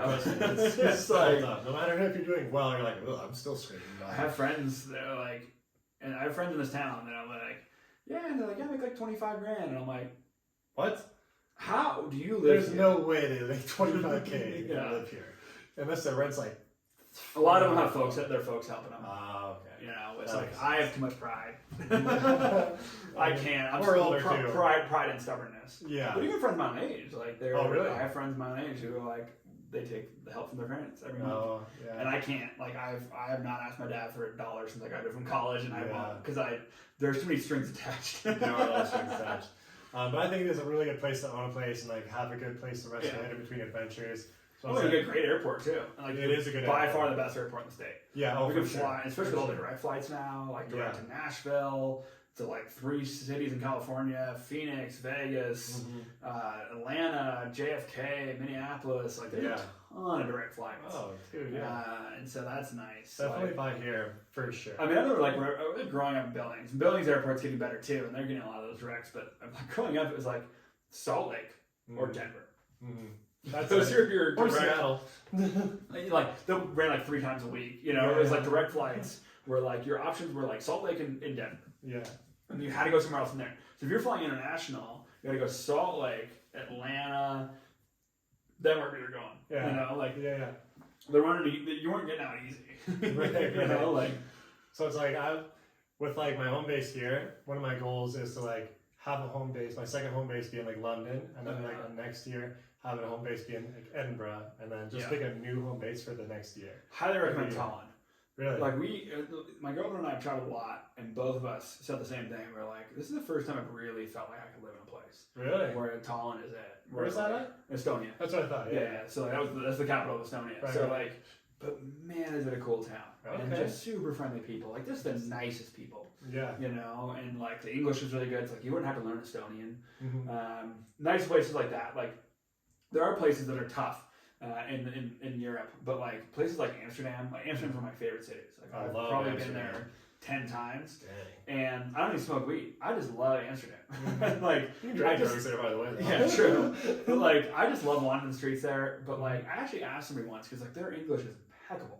Like, I mean, like better than most people I know in the States. Like, it's insane. Yeah. And like, I have friends that live in Amsterdam that are Dutch, and they know like 8, 9 languages, right? They do. They know a lot of They're languages. like, oh, we know Spanish, we know French, we know German, we know English, we know, I don't know why they Dutch, we know, like there's so many. Well, the reason why is because if you look at history, they're a port city, right? So like the Dutch, especially with Portugal, they were like the trade routes to get to the Americas and all these things, and so they had to know all these languages, especially the Dutch, because like the Dutch, they know, and like even to this day, they know they're a very small country. They have their own very unique language that nobody else in the world really speaks. Like Afrikaans is kind of Dutch, German hybrid kind of thing, but really they're the only country that speaks Dutch.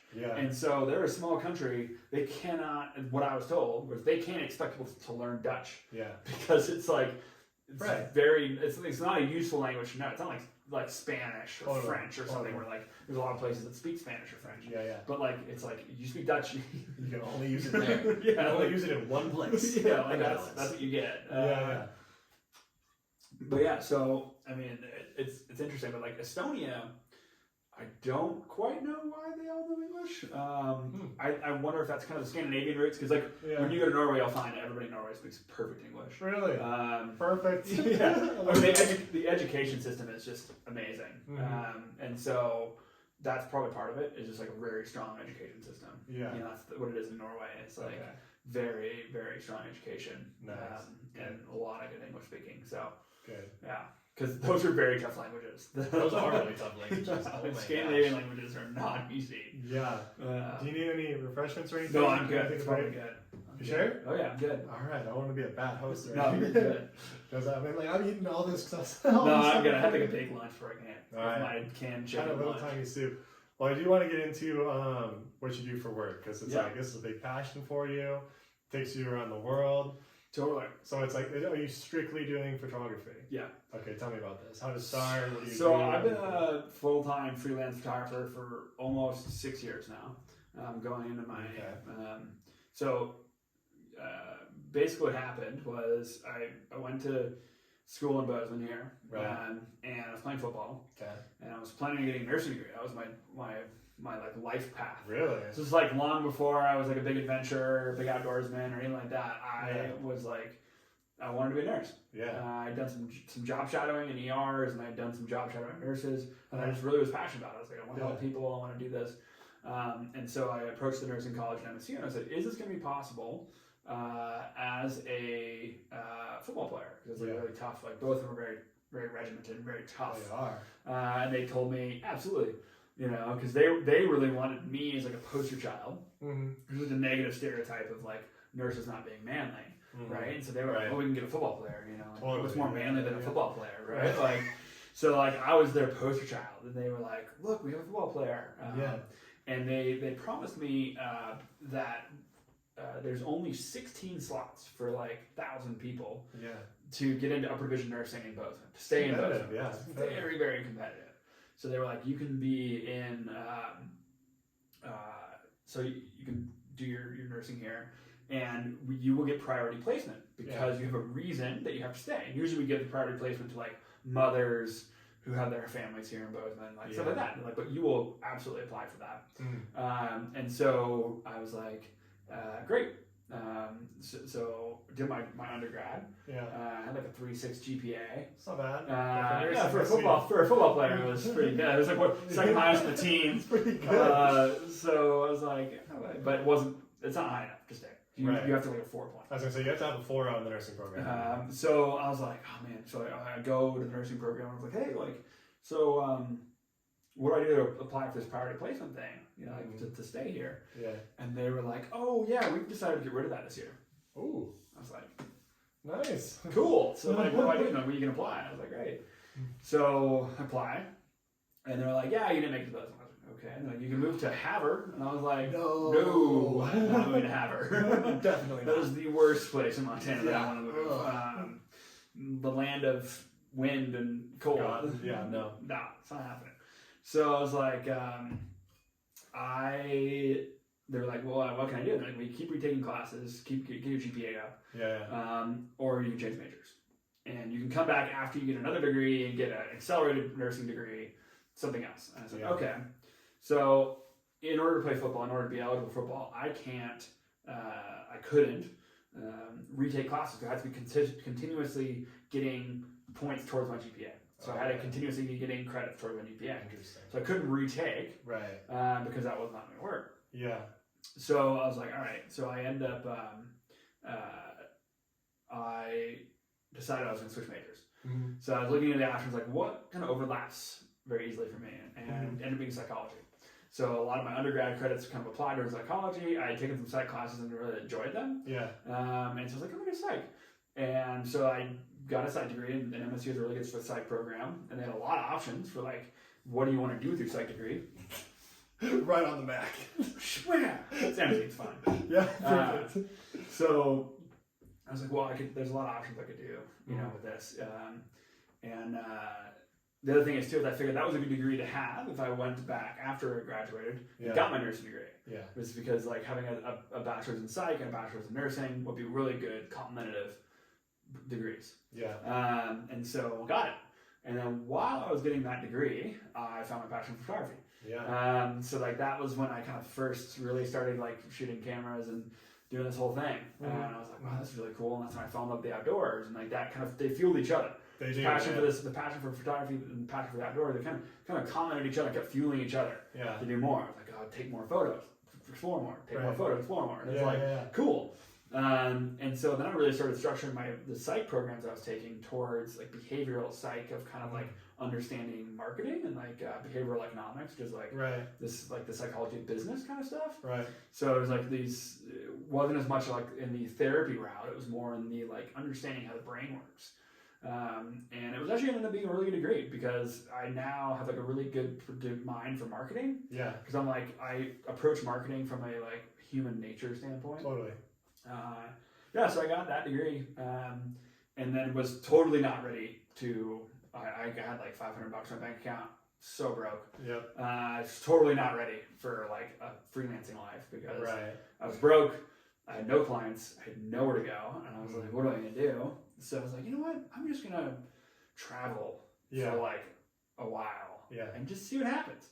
And so I just kind of like wiggled my way into this weird travel life for like 9 months, where I just said yes to everything. It was mostly trading, so it was mostly just like trading my way around the world. Where I was like, interesting. I'm a photographer. I will give you photos in exchange for putting me up.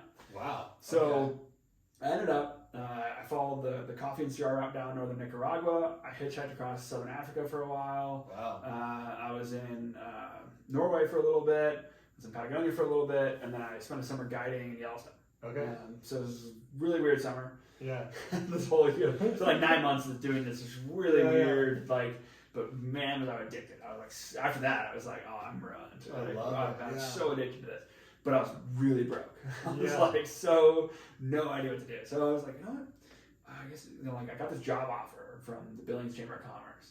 To come promote tourism in eastern Montana. I was like, not what I want to do. Like, all right. It's a job right now. It's a job. All right. Experience. Terrible pay. It's making like $14, $15 an hour. Yeah. Doing like very like a level of work that was pretty high. Yeah. And so it was like doing their social media PR. So I did it. I was like, you know what? And the job was not good. Right. But it was pivotal in my route to being a freelancer. Right. I didn't know at the time. Cool. But it was like so important for me to learn the back end of how tourism works. Right. And so I got like this great experience meeting people, getting great connections, and then also understanding how government-based tourism works.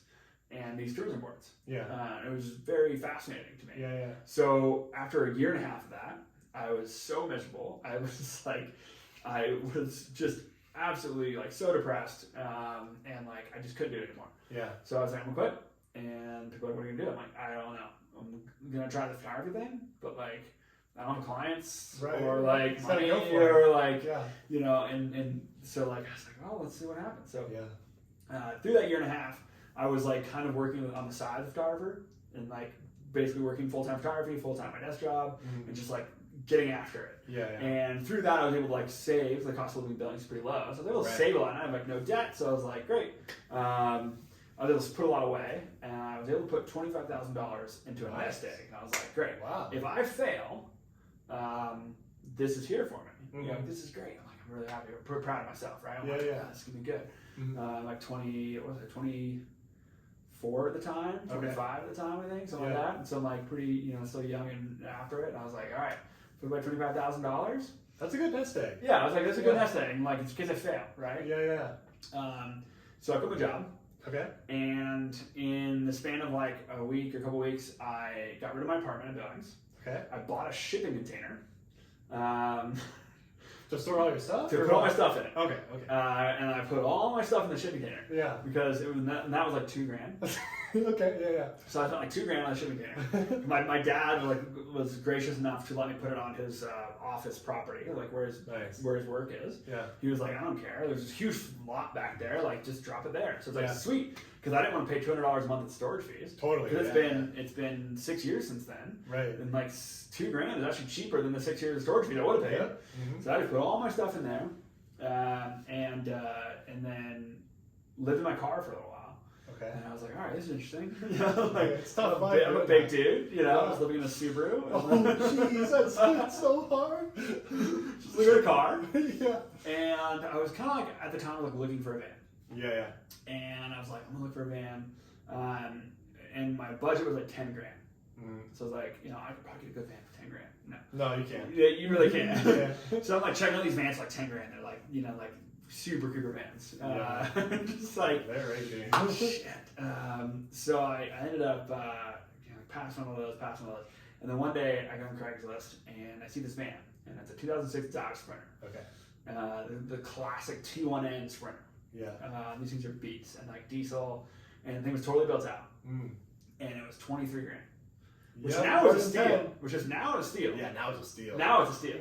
Yeah. At the time, this was before van life existed. So this is like 6 years ago. Right. So this is before the van life craze. The van life craze at that time was a big van life hashtag craze, but it was for like VWs. You know, like the classic Westies and like that vibe, right? But like the Sprinter van life, there was a few, but it was mostly like the Winnebago Sprinters, like, you know, the $100,000, $200,000. Those are ridiculous. Yeah, so it was like, nah, like, you know, I can't.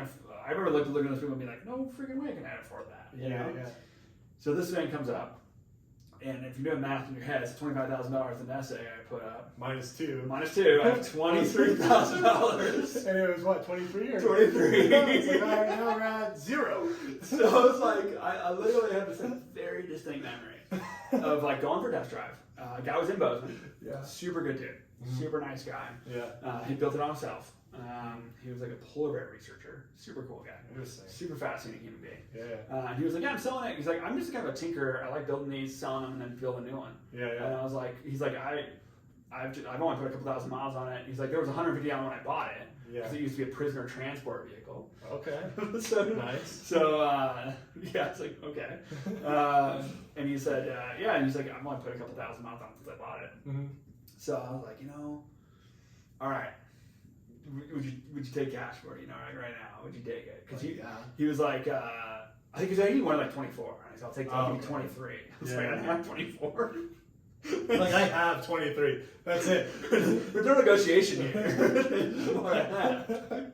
So he was like, all right, I'll do it. And I said, cool. Because I asked him, I was like, can I have a mechanic come check it out? And he's like, yeah, for sure. He's like, but just so you know, there's a guy coming to have a mechanic check it out this afternoon. Yeah. So you're either going to have to find a mechanic to check it out before then, or you're going to have to hope he turns it down. And then I said, fine, screw it, I'm doing it. So I went to the bank. Yeah. I got a cashier's check for $23,000. And as I'm doing it, the bank was just like, sir, you know, this is like all your money, checking, savings, this is both. Yeah. Together. All of it. And I was like, yes. Yeah. You know, like, let's do it. No turning back now. No turning back now. So like they handed me money. And I brought it to him, got the van, and luckily, it's like that day, I was like, hey, actually, you mind if I store this here for a week? I have to leave. And he was like, I don't care. He's like, sweet. And I had to go down to the Tetons. I was guiding a trip, down there, and so I was still a guide at that point, kind of doing that life. And I went down there. And that was like the only saving grace. I knew I was going to make a couple bucks. Right. You know, down there. Yeah. And at least fill the gas tank. I was like, so I was like 25 minus 2 minus 23 is 0. I was like, where does gas go? Yeah. So like, I knew that was coming. I had a couple of jobs, you know, that summer, and so there was money. I knew I had at least a few $1,000s coming my way. Right. I was like, I'm gonna make some money. And yeah, so I moved in there, and then it was funny because like it's funny to think about now with like the van life craze being what it is. Yeah. And you have like Instagram models and bikinis like cooking bacon, and you're like, that doesn't make any sense, but you know, like cooking bacon over the phone.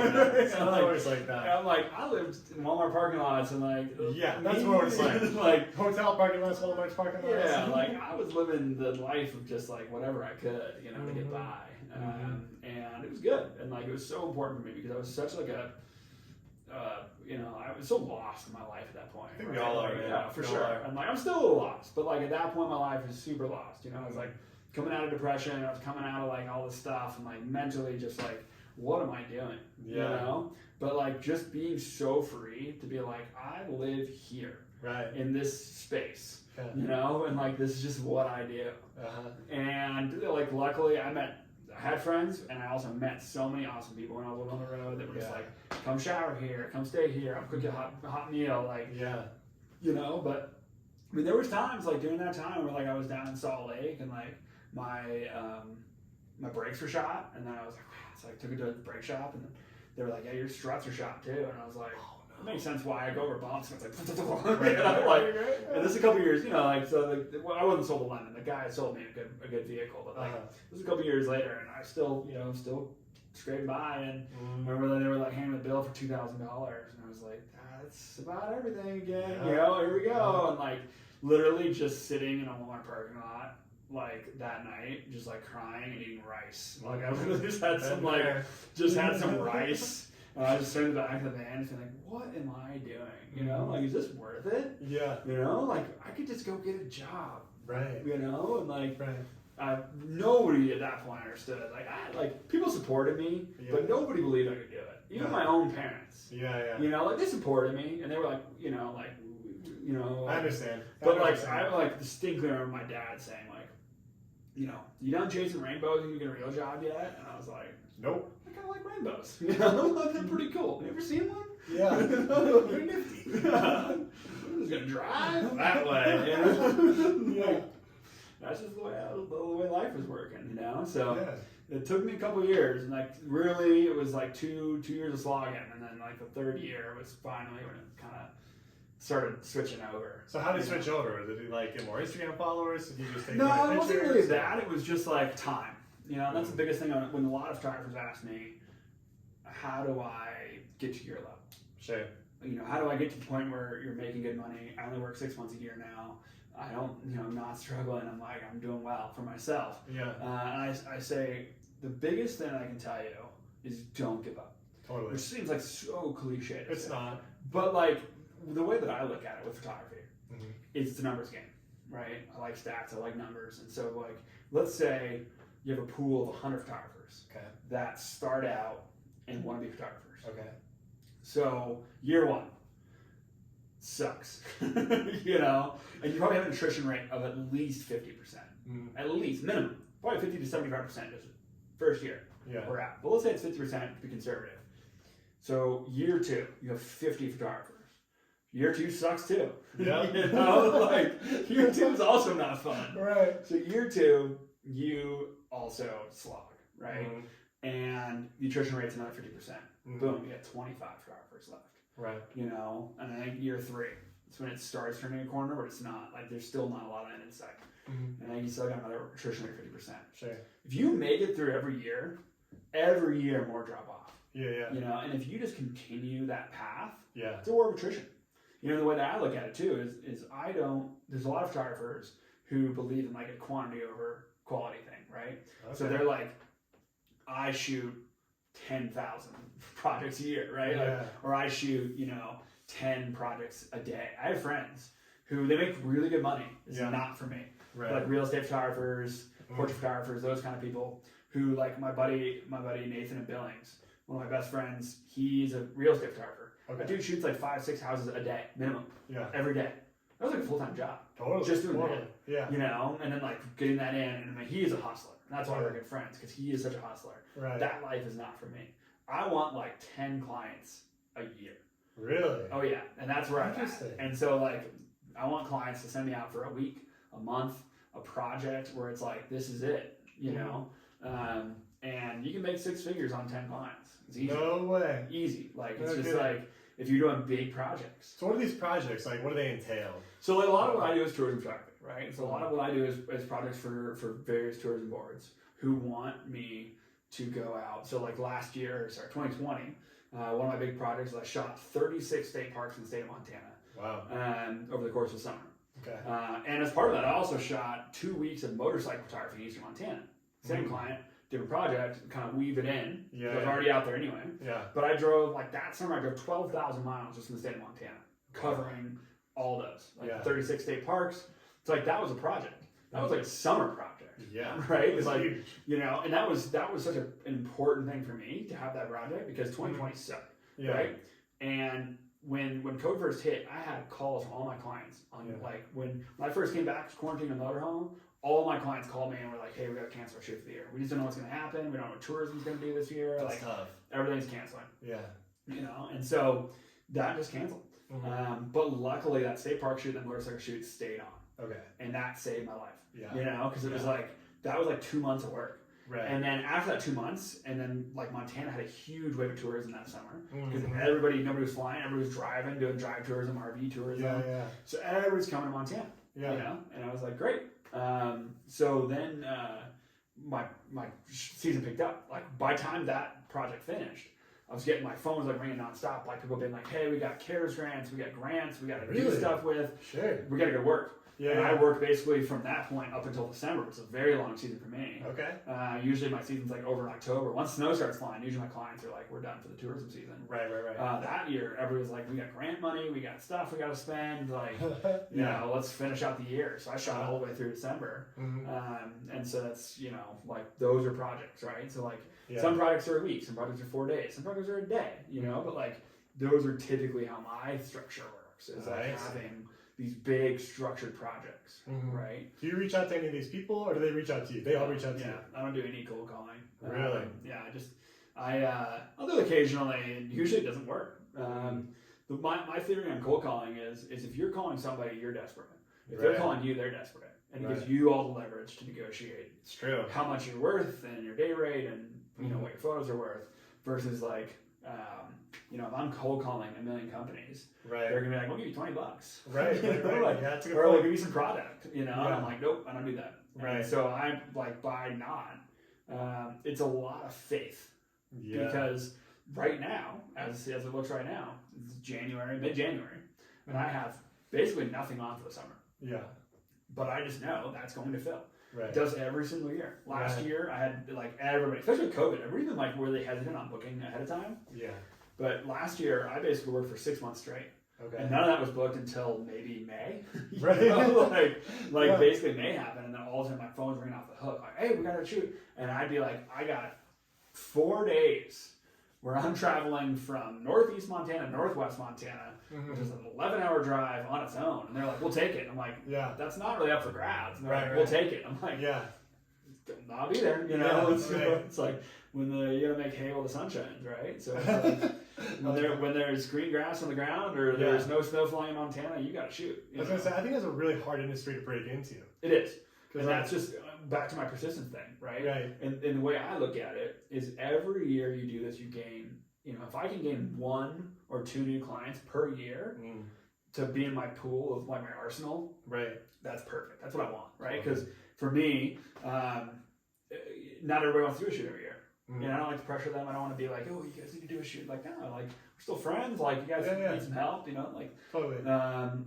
Like last year, Visit Montana didn't do any shoots last year. Right. You know, it was totally fine. They were my biggest clients. Right. They kind of like 75% of my income in 2020. Really? And they were like, they told me right before 2021, they were like, or right before the summer started, they told me in May that they're not doing any shoots for 2021 with any photographer. Okay. Just waiting to see what COVID happens, and they were just like, "We're out." Okay. You know, and it's like, okay. Yeah. We're still friends. Give me a call when you guys want to do something. Right. You know, but like we're still friends. I ain't like no beef about it. Yeah. But it was scary. It's like I just lost my 75% of my income was that client, and now they're gone. Right. And you know, but it pivots, and like it's kind of like one year they'll be heavy in this area. Last year was a pretty heavy Wyoming year. I was in Wyoming working with a lot of tourism boards down there. And you know, this year I'm probably back in Montana a bunch. Like it just kind of pivots around. And I'd like to expand my reach a little bit. Like Montana, Wyoming, kind of been my territories for a long time. I'd love to kind of get out to Idaho or Colorado. What about internationally? International, I mean, I've done some stuff. Like Ireland was international work. Georgia was international work. For the most part, it's not. How'd they find you? Like Georgia or like Ireland? They were actually for the same company. A company called Stellar, which is a social media app that does storytelling, social media kind of stuff. I've heard of that. Yeah. So Stellar is they're a really cool app, and so they were working with the Georgia Tourism Board. And they hired me to come out. And same with Ireland. So they were working with after the Georgia trip. They were like, that went really well. We'd like to invite you to Ireland. Nice. Because I mean, like my theory on photography and life in general is like I like undersell and over deliver. That's the best. You know? So it's like when I work with these companies, it's like I don't talk a big game before I work with them. You know, it's like we're gonna do what we can. The weather, there might be issues, like totally just kind of like throw it on the rug, and then it's like, that's okay. And then when I finally deliver the product, they're like, wow, that's a lot more than we expected. When it's like, these are, like amazing. Love it. We'll come out next year. It's like, great. Versus like, I've worked with photographers and stuff before and videographers before who oversell and underdeliver. Or they like talk a big game where they're constantly trying to sell people. Like you're on a shoot with a client and they're literally talking to the client about what they can do next for them. And it's like, no, let's deliver this one. I like your mindset on this. Like let's deliver this right here. And then like let's let them decide. So you don't do any videography, do you? It's strictly photography. Strictly photography. I usually will hire out videography. Oh really? So like when I need it. So a lot of my clients do want it. Because of the drone stuff you were talking about earlier. Yeah, so I'll do like drone videos and stuff like that. Like if they need it, I'll do clips. But I'm not about to put together like a massive edit. It's just not where I want to be. Oh, they're tough. No, they're tough. I spend a lot of my time, a lot of my energy, and I've told a lot of clients. A lot of clients will call me and say, "Hey, we want you to do video and photo." And I said, "I can't do both. Right. Pick one. I can focus on video and get you a couple photos. I can focus on photo and get you a couple videos. Okay. But I'm not going to do specifically both because, like, let's say you're out doing a shoot and there's a beautiful moose looking out in a field. Okay. And the light's perfect and it looks at you. Yeah. You have one split second to capture that looking at you. What are you gonna do? Photo or video? What are you gonna shoot? If you're shooting both, you're responsible for getting both of those. Yeah. So maybe you're like, okay, this time with a photo. And the next big moment, you're like, okay, I'll do video. I got moose the last time I got the photo. Yeah. Let's do video this time. So what do most people do? What's that? What do most people do? Do they do one or the other or both? A lot of them do one or the other. Okay. I think a lot of people in the early years will do both. And that's, I did it too. In the early years, I did both. Because it was like, trying to get my name out there, trying to sell as much as possible. Right. But then it is important to focus on a certain point. And I have a really good arsenal of good videographers that I use, good friends of mine, and I'd rather hire them. Right. And they'll do a much better job than I would doing video. Because I'm not about to bring gimbals out. I don't want to, like if I'm shooting photo and video, I can't shoot with a gimbal and shoot photos, and like have to deal with all that. Totally. So it's like you shoot. So if you want me to shoot video, it's gonna be handheld, shaky video. Right. Just like out here, just like it's running out. I literally sent a video to a client the other day. A client emailed me and was like, "Hey, you have a video from this project in 2016?" And I was like, "Do you know what cameras were like in 2016? Like the internal stabilization of a sensor wasn't like Sony might have had it, but like my Canon did not have that." Right. So I sent them this video and I said, "Take some Dramamine before you watch this video." I love that. They were like, "Oh, it'll be." I told them beforehand. I was like, "I'll look. I'm sure I have some stuff. You can totally have it." They said, "I said, but you might need to take some Dramamine before you." And they're like, "Oh, it's gonna be fine. Like you'd be amazed what warp stabilizer can do." And I was like, "No, I know warp. This is not going to work." and I sent it to them. They were like, "Oh wow!" And I was like, "I told you, it's me just like shaking, like shooting around this thing." I love that. So I tried my hardest to be like, "Hey, we're doing separate." Right. I will say this, like with the increase in pressure on Reels and TikTok, I have been shooting a lot more clips. Okay. And I think it's hilarious because I have a lot of success on TikTok. Right. I have a video that's like currently going viral right now that I just posted this morning, and it's hilarious because it's like shoddy iPhone footage and drone footage mixed with some camera footage, all just like thrown in with some terrible editing, or if there's any editing. It's doing great. And it's like, it does really well. And I have friends who are like incredible videographers shooting on Reds. Yeah. Who are like getting 5 views. I'm like, I don't know. Man, TikTok like, is a weird algorithm, dude. It's so weird. TikTok, you can just shoot on your phone. I think that's like the success rate Totally. of TikTok. You're just like, all right, iPhone, video, Totally. do something kind of cool, put a good dance in there, you're done. Yeah, I know. It's like, it's so funny because like all the videos have been going viral on TikTok. I think I've learned that TikTok you have to be spicy. You know, like you can't be boring on TikTok. You can't be boring on TikTok. Because that's the biggest thing. It's like, if you're just putting together a cool travel edit, we don't care. I know. I've seen that. I've noticed that. Like travel edit, what's funny is like it's totally changed the game because like on Instagram, that's the stuff that did well. Right. People wanted to see the travel vibes, right? Like they wanted to see, you know, like, oh, it's so beautiful. And like that's on occasion does well on TikTok. Not but a lot. like I don't see a lot. what you see on TikTok is just like funny stuff. Yeah. Or I think you have to be funny or informative to really make TikTok work. Or attractive. Or attractive. Yeah. I gotta go informative. So you gotta make it funny or informative. That's where I'm going to avoid. So it's like I just started my podcast TikTok like 3 days ago, 4 days ago. So it's like I have to figure out how to make this informative thing work. But it's funny because like TikTok, you can go and like before I had videos that went viral, I always heard, like I'd always seen on my For You page, people talking about like going viral. And they'd be like, I never thought I would go viral for this, you know? Right. Like, you see that all the time on TikTok. People be like, I post this content. I post one stupid video of my wife doing something funny, and that's what goes viral. It's crazy what goes viral on TikTok. It's ridiculous. So like all of my viral videos lately have been me trolling trolls. Oh, really? So I've flipped the gate, right? Now I'm going to be known as the guy who trolls trolls. Yeah. And so, because whenever I post videos of Montana or Wyoming or people... They don't do well? Well, they do okay. Like, I've had some videos that have done well. I've had videos that have done millions of views. I've had videos that have 100,000 views. And stuff like that. But, like, not consistently. Right? Like, it's the outliers, right? Like, an ice skating video that's, like, 1.7 million. I saw that one. Yeah, like, that one was cool. Really well. But, like, I'll post other videos, okay. You know, or, like... I posted a video of the sunset in Blackfeet Nation, and it was this really cool band of Ray Ray Man of Sun, and it was like 300,000 or 400,000 views. Right. You know, so like those will take off randomly. But then like other ones where I put a lot of effort into them, not so much. Yeah. But I always get comments and people being like, "Stop talking about Montana, you're ruining it." Really? You know, and it just infuriates me because it's always on a video of like Glacier National Park. You know? It's a national park. Right. You can't gatekeep a national park. It's national. Yeah. You know, like I ain't blowing up your local hot spring. Like I would get it. Like I would get the hate if it was like I'm blowing up a backcountry hot spring. And being like, oh, you gotta hike this and like no, because like those are very fragile ecosystems and people trash them, they party and all that stuff. Yeah. And like I get it. I'm not blowing those up though. I'm blowing up national parks. Like you know, and it's so funny because I get hate on every one of them. And so I just started finally reacting to them. Yeah. You know, so like I posted one. I started a series where I was like literally just like a truck driving down a road in the Tetons. Yeah. And I started it with like, you know, you can't gatekeep a national park. And that one did like, pretty well. It was like 20,000 or something. I was like, all right, pretty good. And then I had a comment that was on there that was like, stop posting this, blah, blah. So I replied to that one. And then it literally was that on a video of Glacier in the background, an iPhone video of Glacier in the background.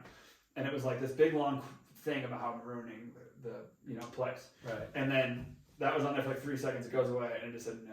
That's all I said. It's just no. Yeah. Like, it did really well. Just me showing it's almost to 3 million right now. Dang. Right. So then it was like, of course, most of the comments were positive. Yeah. But then there's always a couple outliers. And so every one of these ones that would get negative, I would just throw it in there. Yeah. Throw it on some random clip of a national park behind there and just like troll these people. Yeah. And I think I did the calculations. This has been 20 days now that I've done these. And I'm at 6 million views total for like those videos. Right. And I've gained like 40,000 followers. Dang. From just trolling trolls. Nice. On TikTok. On TikTok. Followers. Yeah. Yeah. Just trolling people.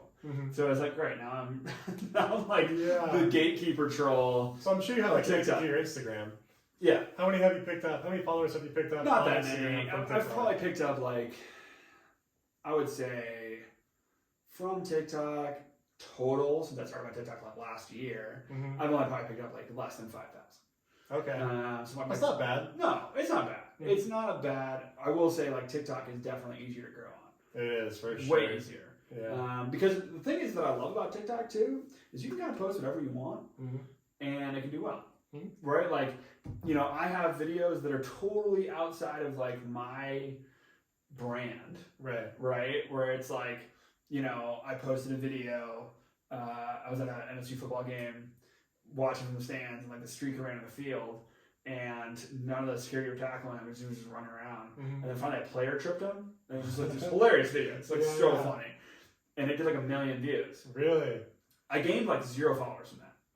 But it was funny because like that is so off-brand in my feed. Like, if you look at my feed, like it's so off-brand. Totally. But it's like because TikTok's algorithm is so specific, where like it picked it up that this is a funny video and it's a sports-related video. Yeah. So it showed people to like that. Yeah. You know, so like immediately recognized that like this is not going to do well with the outdoor granola crowd. Yeah. This is going to do well with the sport funny crowd. You know. Yeah. But because of that, all those people that were watching that video, like probably clicked on my page, realized that that's not what I post. Right. So I got like no followers. Right.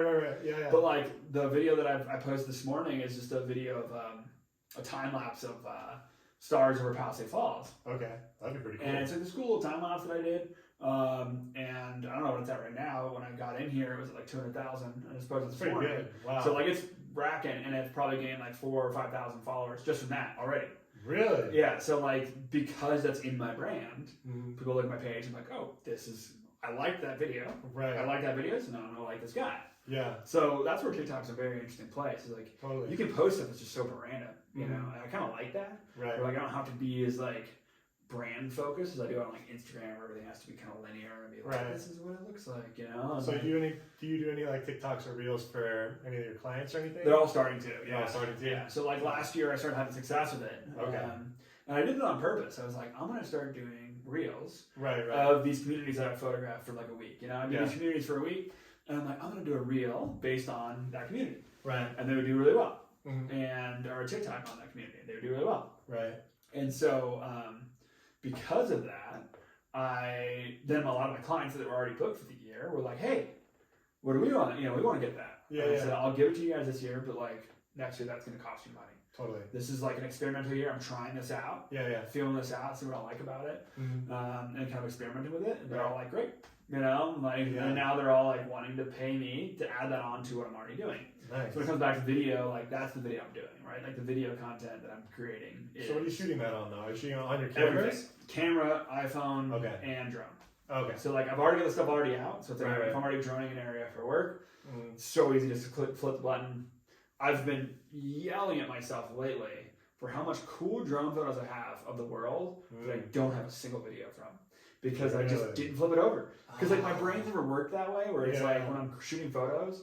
So like when I was in Norway in 2019, I had these epic drone photos from the Lofoten Islands in Norway. It was like so epic. And today I went back to those albums on my hard drives to see if just by chance did I take any video of that? It's so epic. And I'm like, I didn't take a single video. Not a single one. And I'm like, why? You know, so I'm kicking myself because I never, you know, at that point, 2019, this is before the rise of TikTok, before the rise of Reels. Right. I didn't know that was where it was going to go. Yeah. Like the video was going to be the big thing. You know? Right. So I was in my focus on photos because at that time Instagram was a photo platform still. You know, they had IGTV, they were trying to push that and stuff, but it was still a photo platform. Right. But now they are trying to turn it into a video platform. Same with, you know, TikTok is a video platform. For sure. So it's like video is more important now. It really is. It is easy to like grab, you know, if I'm thinking about it. Yeah. But like this coming summer will be the first real summer that I'm like really going into it. 2021 I definitely thought about it a lot. 2022 is really going to be like a focus. Right. You know, just to keep growing that and keep kind of flipping that over. Do you teach people a lot? Or like, do you do like free teaching? Do you like pay teaching? Or I do a little both. I've taught a handful of workshops.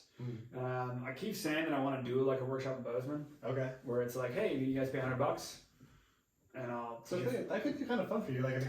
I love teaching, and like I've done a bunch of workshops, and I really enjoy them. I'm teaching another one in May for like an outdoor writers conference. So I'm gonna teach a workshop. I love teaching. And the other thing too is like, for me, it's very good for my brand Because if I'm going to, for instance, I taught at a conference called TBEX, which is a bloggers conference. It's an outdoor bloggers conference. And at that conference, there's a ton of big name bloggers, small name bloggers, medium range bloggers. I am not a blogger. I have a blog. I post like twice a year. Usually just because clients are like, hey, want you to write a blog or something. Right. It's there, but I don't ever use it. But anyway, so at this bloggers conference, there's a ton of brands that are there too. Tourism brands, outdoor brands, all these different people. They're there at these blogs or these conferences. And so it's this constant pitch of like those companies are trying to find good people. People that are there are really trying to pitch companies, and it's like this whole thing. And I hate pitching.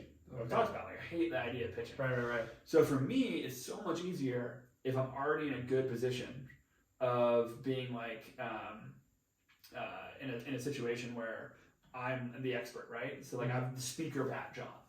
Which just already asserts myself as like the leader or like an expert in the industry. Because like, oh, I'm here to talk about this. Teach people. So you should hire me because that's what I do. You know? And like this is what I know best, right? So I love it. But I have thought about it a bunch of like doing a workshop in Bozeman. That'd be fun. Where like I rent a conference room or something and be like, all right, 20 people. You know, $10 or $100 a person. That's like $2,000 for a day. You know, and like you could do it. And I think it'll be $100. You know, I feel like you can get like an online workshop too or something. Totally.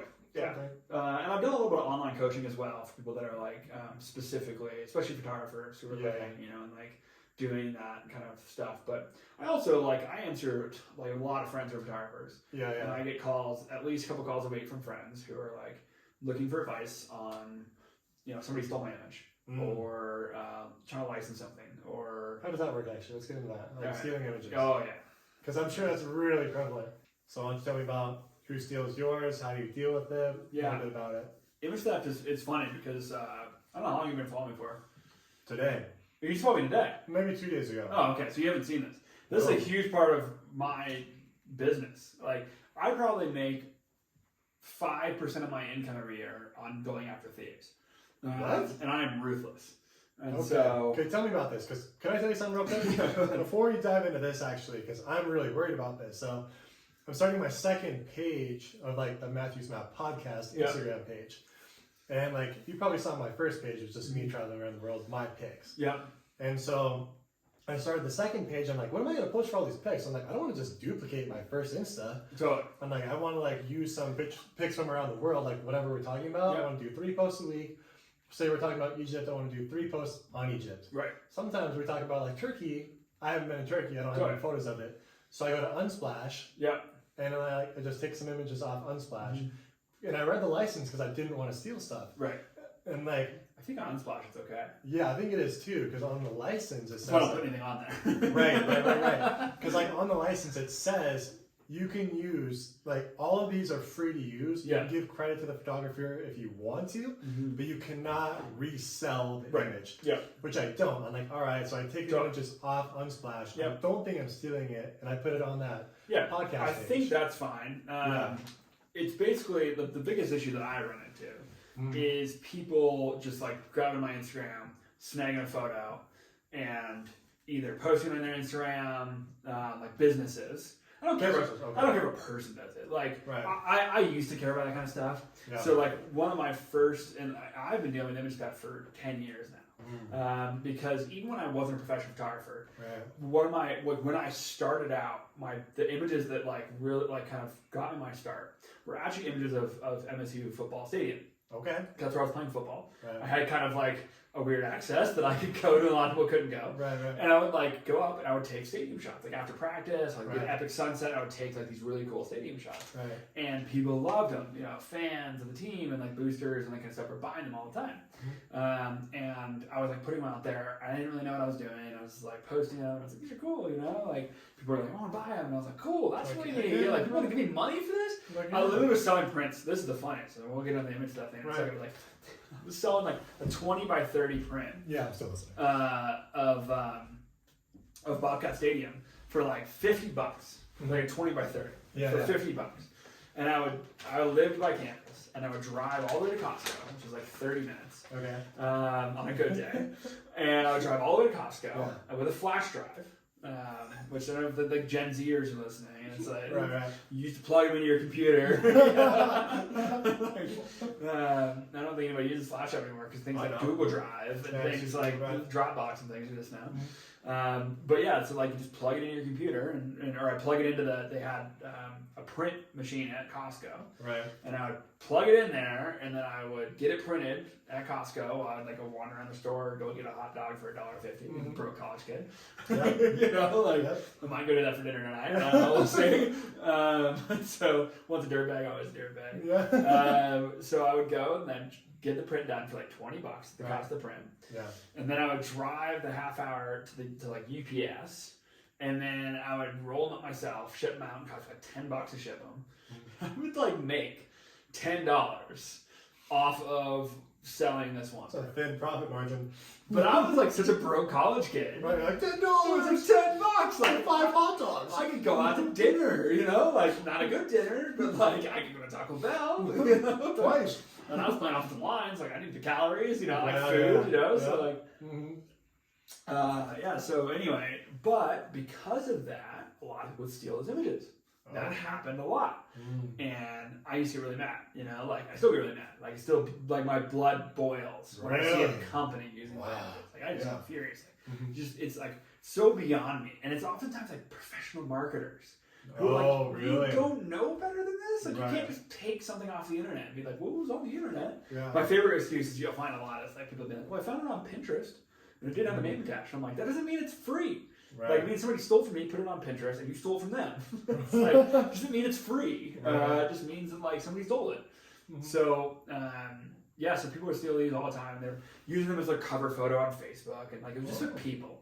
And at first I was kind of mad about that. I was like, oh man, like you guys give me credit at least, you know? Like I'm starting out, you know, I don't know what I'm doing, but like credit would be great. Like now I don't care. Like people want to put my photos as their profile photo or their cover photo. I don't care. Like but the moment they turn that into a business, so they're like selling something, that's when it starts getting mad, you know? Especially like with on their website or prints or brochures and stuff like that. So, and I swear, I find my images in the weirdest places, which makes me wonder where it's at that I'm not finding it. Because I always find it in like happenstance situations where it's always like I'm just like strolling through a store. I'm like, is that my image? You know? And like my favorite one was like one of the earliest ones that I used my my attack method of what I do now to thieves is I was in Bozeman and I went to the Universal Athletic Store, right? Which I think I have been into one time in the last 10 years. Same. Because like it's like a sporting goods store, and like I was playing football at the college where they gave you all of your equipment, so like I didn't need it, you know. But I think I was like getting tires changed or something at the Firestone next to it. So I was like, I'm just killing time. So I walked in there and was just wandering around, and they had a whole section of Montana State apparel, right? I was looking around like, this is my alma mater, you know, like this is cool. And I see these socks from a major, and I won't say their name because I don't think I'm legally allowed to anymore. Don't get me in trouble. From a major sock company. They sell licensed NCAA, NFL, MLB, NBA socks around the world, right? And they're licensed to do all this stuff. They're a big company. And they had their officially licensed MSU socks there. And I'm looking at these socks, I'm like, those are cool. Those are cool design. They had the stadium on it. And I'm looking at the design, and that's my stadium photo. On the socks. And I was like, what? You know? I literally pulled up my phone in the middle of the store, and I'm like, pulled the photo, and I'm like comparing fans in the crowd to the photo. And I was like, that's my photo. You know, they had like digitized it and made it look like art, you know, but it was definitely my photo. And I was like, did I license this somewhere? Like, this is still very early in my career. So I was like, did I give this to somebody? And I'm like, no. So I like called them, and it's like kind of just like pushed me aside. And I finally just like put them on blast on social media. And I was like, hey, these guys stole my image. And I just like put them on blast, and I probably had a few thousand followers at the time, but like those are a few thousand very dedicated people that were like blasting this company. So it just became this all-out war. And then like that same day, I got a call from this sock company, and it was the owner of the sock company. And he was like, hey, Andy, I saw your post. It got forwarded to me. I have no idea what happened. I'm so sorry. This is totally our bad. We're going to take care of it. You know, could we settle this out of court? I said, yep, it's going to cost you this much. Deal. And he's like, but like, I'll give you that if you issue a statement that we can, like, this has been taken care of. Right. So your fans stop going after us. Right. I was like, cool. You know. Nice. Okay, that's really interesting. Power to the people. You know, like, this is pretty cool. Yeah. And so ever since then, I've kind of learned that there's a very easy way to get thieves to pay up. Yeah. And that is social pressure. So I always give people an opportunity to fix it first. So I just had a friend of mine approach me this week. So I was telling you, a lot of friends call me about this kind of situation. Yeah. He calls me up and he said, hey, Andy, I had a photo stolen from me. I don't know what to do. I said, let's talk about it. So I basically wrote the email for him. I was like, you send this email first. You're polite, but you show that you are in charge, right? This is they stole from you. You're not taking it lightly, but be polite. Because they might fix it right away and they might be very apologetic. And I would say like half of my situations end like that. Where people are like, we're so sorry. Yep, we'll pay your invoice. Right. You know, I usually send that email with an invoice attached, like, please pay this for the usage of the image. And then if you pay it, I'll let you keep using it. You know, like, as part of that. Totally. So that happens. And sure enough, that guy got an email back and like immediately from the owner, super apologetic. It was like, I'm so sorry, paid the invoice immediately. And I was like, great, you're done. you know? Nice. And I said, because that's phase one, and phase two is social pressure. Like, if that doesn't go well. So I'll give you an example. The Four Seasons in Jackson. Okay. The Four Seasons, obviously, they have a legal team that I do not have. Right. So I found them using one of my images on a job listing on like Indeed.com. Okay. They were using it as like the 10th image in a slideshow of images about what Jackson looks like in the wintertime. You know? Super random. Yeah. But I have a service that I use called Pixie, which actually I upload my photos into, and it tracks it across the internet. Okay, cool. So that's how I find obscure things like that. Because like there's no way I'd ever find it. Right? Like I'm never just like looking through a job listing. Yeah. And so I'm like, bizarre. You know? And so I was like, weird, but okay. So there was, of course, an email attached for the job posting, which was their HR person who posted the job. Of course. So I send their HR person an email like, hey, you're using my image. Yeah. And I'll be sending an invoice to you for the usage of my image. And they emailed back right away. They were nice. And they said, oh, we're so sorry. We took it down. No problems. It looked very similar to an image that we do own. Like, so if they do take it down, do you charge them still? Oh, yeah, so for sure. Yeah, so then I took it down. So they took it down. Right. And I was like, hey, like, that's not, like, you were using it. So, like, here's an invoice. So here's the invoice for the usage of that image. Please pay promptly and we'll have no problems. I appreciate it. Thank you for emailing back. I'm very polite. Know that phase. Sure. 24 hours go by and they ignore me. And she was like instant the moment I emailed her the first time. And I was like, clearly you saw it again. Like, phase two, here we go. So phase two is social pressure, right? So phase two is like, let's put it out there, you know? So I put it on my story. I said, hey, Four Seasons stole my image. I have an email from their person, their HR person, admitting that she stole it. And I asked them to pay me an invoice and now they're ghosting me. Yeah. So here's what we do. I share the image from the person, from their page. I share it to my stories. Right. And I say, hey, everybody go comment on this photo, which is their most recent photo. Not the one they stole, it's just a random photo, whatever, is their first, like their last post. Yeah.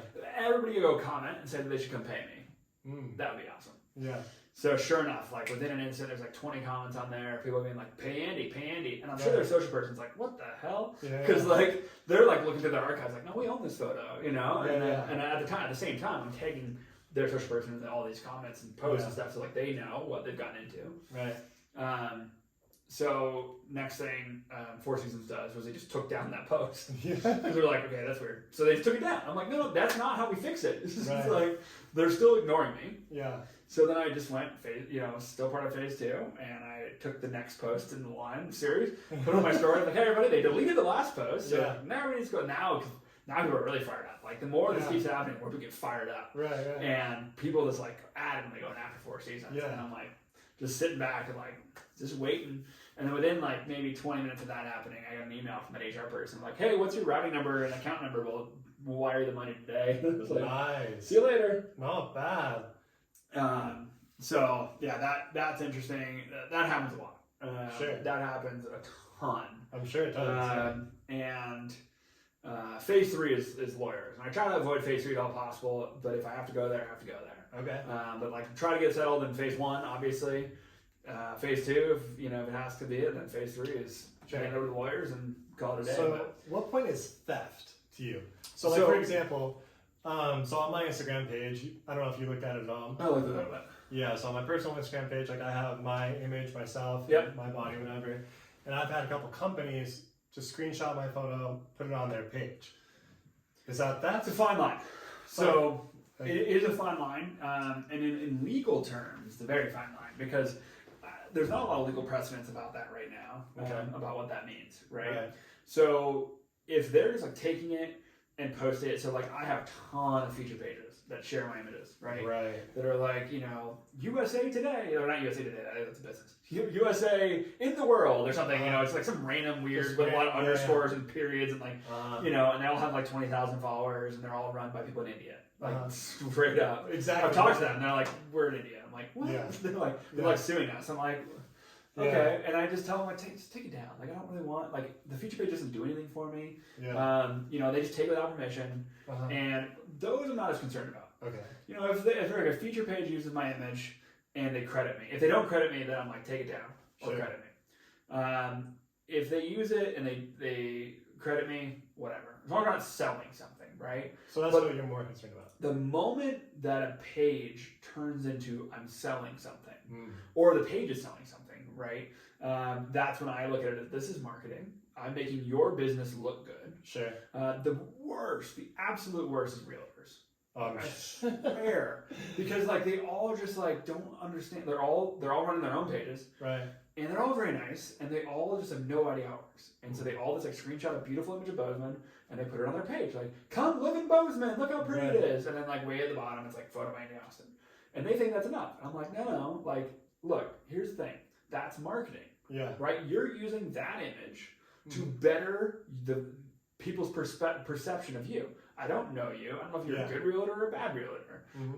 And so you using this image to up your perception, especially because if somebody comes to your page, it's just a beautiful page of all these beautiful photos of Bozeman that you didn't pay for. Right.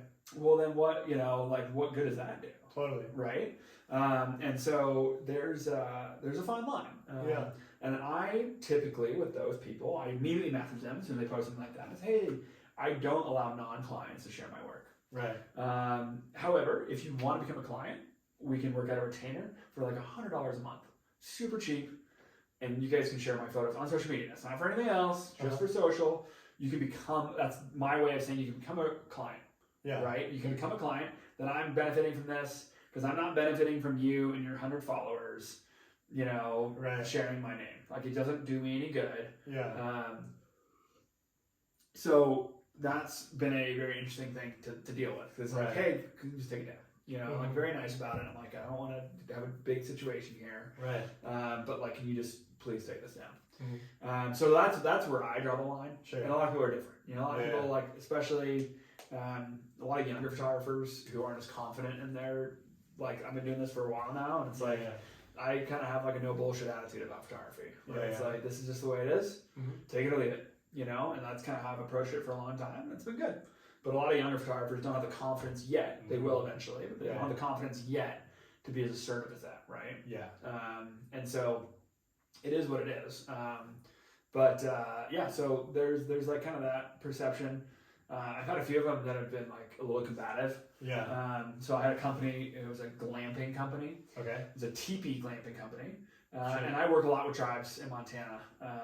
And this was a white person-owned teepee company, which I already had like a problem with. It's like, we already stole land from Native Americans. Why are we now like appropriating their culture to teepees so that Instagram models can come out and take like their wide brim hat shots in front of a teepee? Like, I stayed in a teepee in Montana. I already have a problem with that. I've worked with a really absolutely amazing company on the Crow Reservation just outside of Billings. It's called Absolute Glamping. And they're amazing, they're incredible.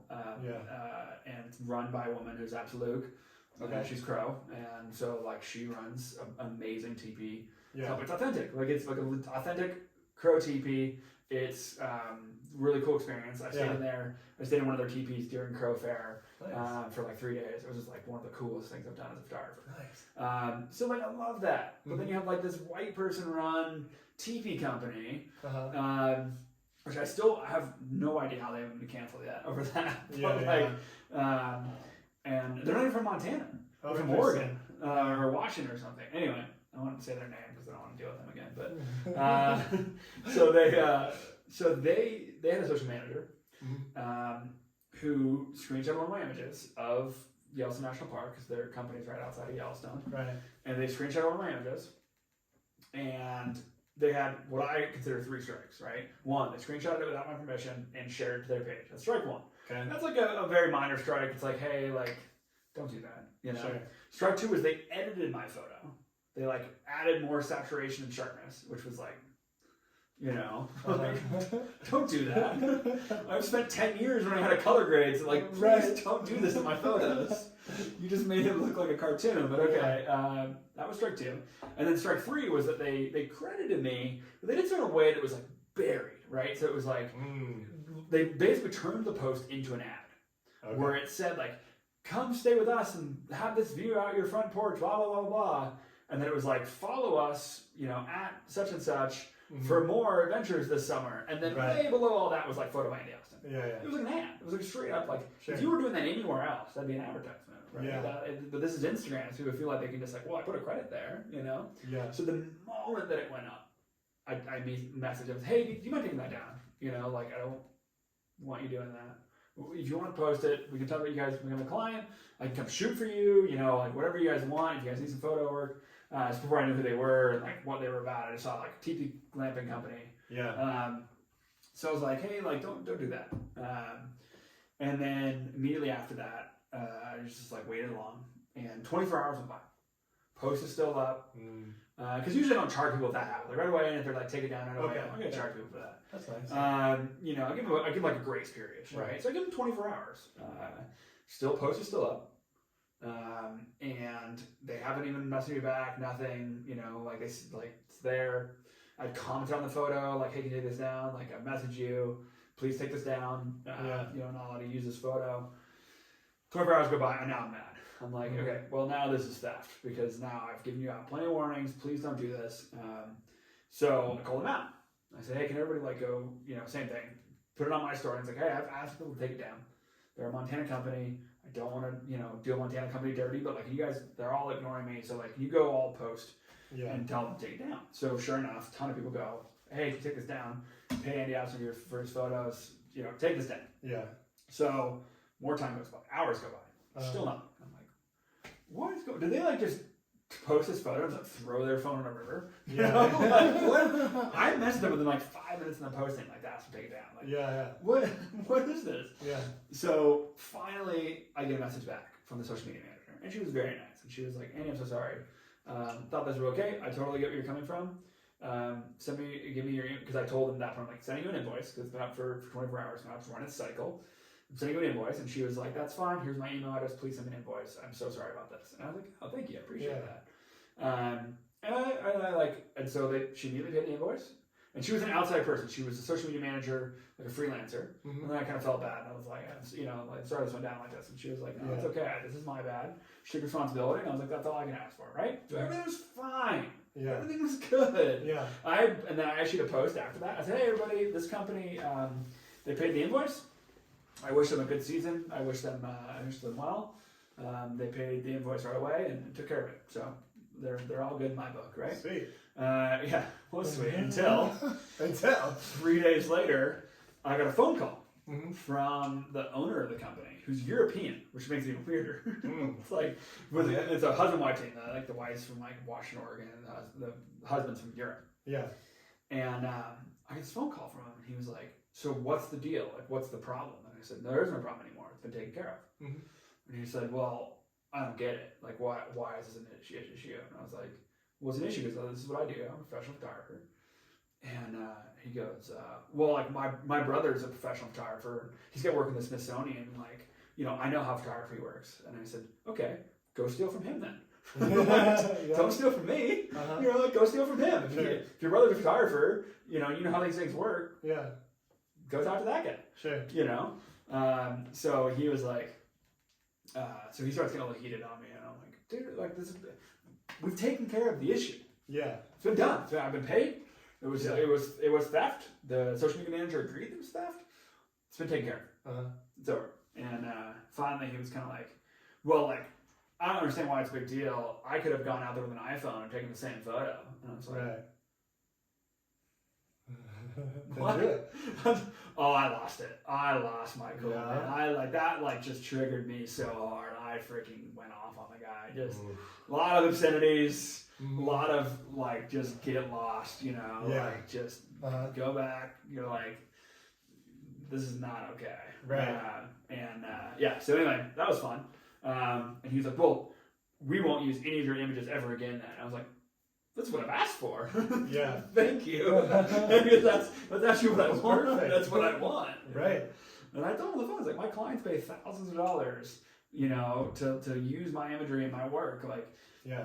You can't just have it for free. That's not how this works. Interesting. So it was fun. It was super good. Yeah.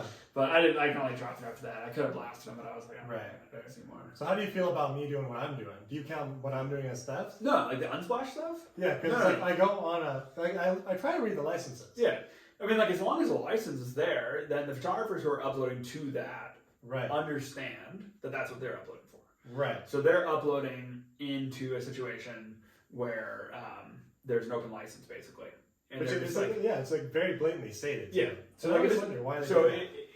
It's mostly just like people who aren't professionals, or like I know a friend of mine actually got wronged by that once because he like put one into an Unsplash when he was super starting out, like this is exposure kind of thing where it's like, and a lot of people do that. We're like, oh, thousands of people are going to see this and download my work. It's going to be super cool. Right. But like the exposure side of that doesn't really exist, right? Because it's like you're not getting anything out of that exposure, like this, especially that exposure. Especially like you're just getting taken advantage of. Right.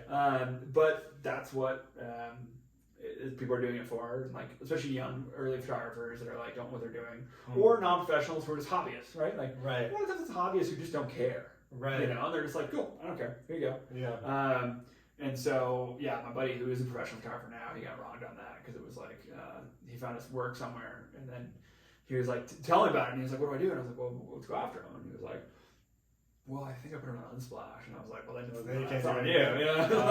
That's on you. Like that's on the photographer for that. Totally. If they're putting it up there, then that's on them to understand that that's what it's going to be used for. Right, because that's where I've been going, like those free, whatever. There's a lot of websites for it. For sure. And like, I mean, it's funny, when 2020 first hit, like when pandemic first hit, I looked into, I was like, man, because when all my work canceled, and I was like, what am I going to do for work, And I was like, maybe I'll sell stock photography. I have like this license, I have like this library of tens of thousands of images from around the world. Right. And I could put them all on stock photography websites, right? Like Shutterstock or Getty or whatever. And I was like, this is how I make my money. No, that is the worst way to make money as a photographer, because those websites will pay you like a nickel for every time somebody downloads your image. Like a nickel. They usually pay like 10, 15, 20 bucks sometimes for an image. Yeah, and the photographers get like 10, like a nickel. Really? Oh yeah, it's bad. Like I think so. When that first happened, I uploaded like 10 images to Shutterstock, and they've been downloaded, I don't know, a couple dozen times. And I think that sitting in my Shutterstock wallet is like $3. Wow. Like, and I've actually, and if I've had to check myself a few times because that Pixie service that I use to check for theft, I've had a couple of my images show up, and I'm like, oh, this person's definitely, it's like commercial websites using that image. Like big commercial websites too, like huge websites.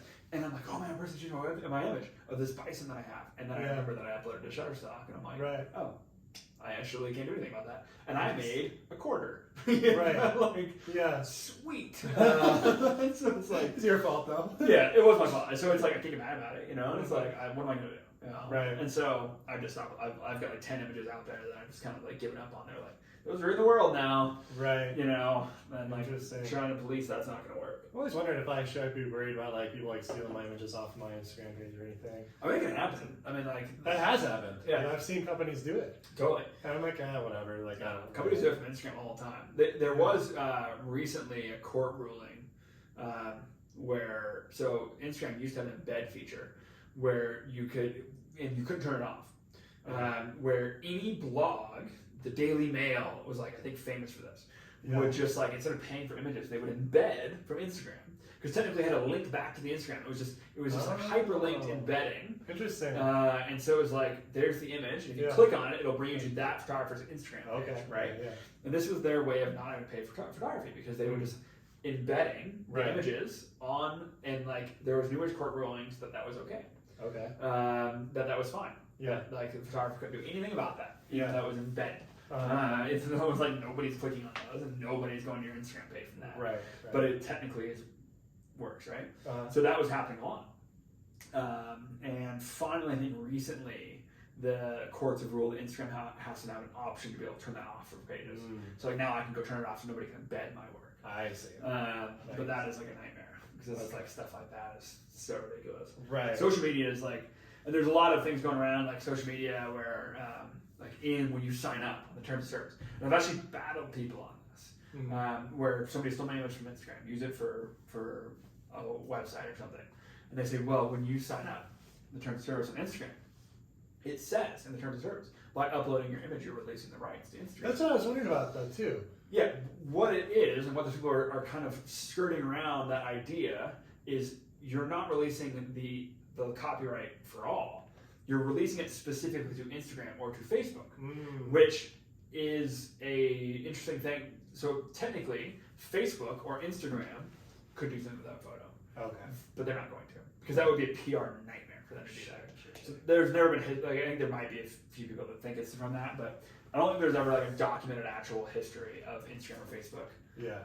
Actually, like license it. Like, I've read that license before too. It's right. like you are releasing your likable image like to Instagram. Right. So I was like, wait, can I just go off people's pages and take it off there? I was wondering about so that. that's what a lot of people try to use that defense, but that's not for the open public. That's specifically for Instagram and Facebook. And it's just to cover their ass. Sure. So like they're not getting sued. Right. If like something happens, or like I think that's so they don't get sued if I steal somebody else's photo on Instagram and post it to my Instagram, they can't sue Instagram because they're hosting it. Right. Sure. So like you're basically claiming that I own the rights to these images, I'm posting them. I see. So you're not opening them up to lawsuit. I think it's the only reason why they really have that in there. So it's because I was also kind of curious. Like I've seen pages that I feel like just do that are like huge pages that have 1 million followers or like 2 million followers. I'm like, where do they get all these images? They're from like all over. Then I see the same image on another one and on another one. I'm like, wait, they can't own that and they can't own that. Like, did they just steal that? Yeah.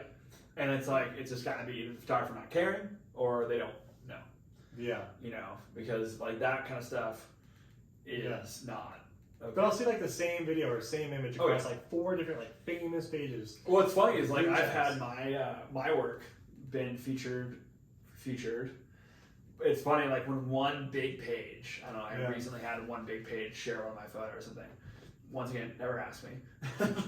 Just share it. And then I just, once again, don't care. But it was like a page with like a couple million followers. Sure. I got 0 followers out of it. This is why I don't think feature pages are any good, because it's like, for photographers, they're not good at all. Because in the early days of Instagram, they were great. And they actually were good for teaching people or getting your name out there. Yeah. But anymore, like a 2 million follower account shares one of my images, I might get like 1 follower from it, because nobody goes for that route anymore. But anyway, it's funny was when one page shares it, like 20 others will share it right afterwards. Right. Yeah. Because they're all watching that one, like, ooh, that's a pretty image. Cool. And they all do the same thing. Right. They're all different people, or sometimes they're run by the same companies or whatever. But it's so funny because like it's like a domino effect of like a page of 2 million will post it, and then like immediately afterwards you'll get a bunch of shares from like pages with a few 100,000, and then like a couple days later it'll be like the 50,000, and then a couple days later it's like the 20,000, and a couple days later it's like the 3,000 accounts. And you're like, what is it just domino down to like? That's interesting. Yeah, but and it always ends with like the super weird like featured USA like live, and it's like an account run in India. and you're like, there's so many accounts running in India. It's like, what? Why? I'm like, what do you get out of this? Mm-hmm. I've asked this people because I've talked to them. I'm like, where are you based? I'm like, India. And I'm like, what do you get out of this? Right. Like, you run a USA feature page, and they're like, I don't know.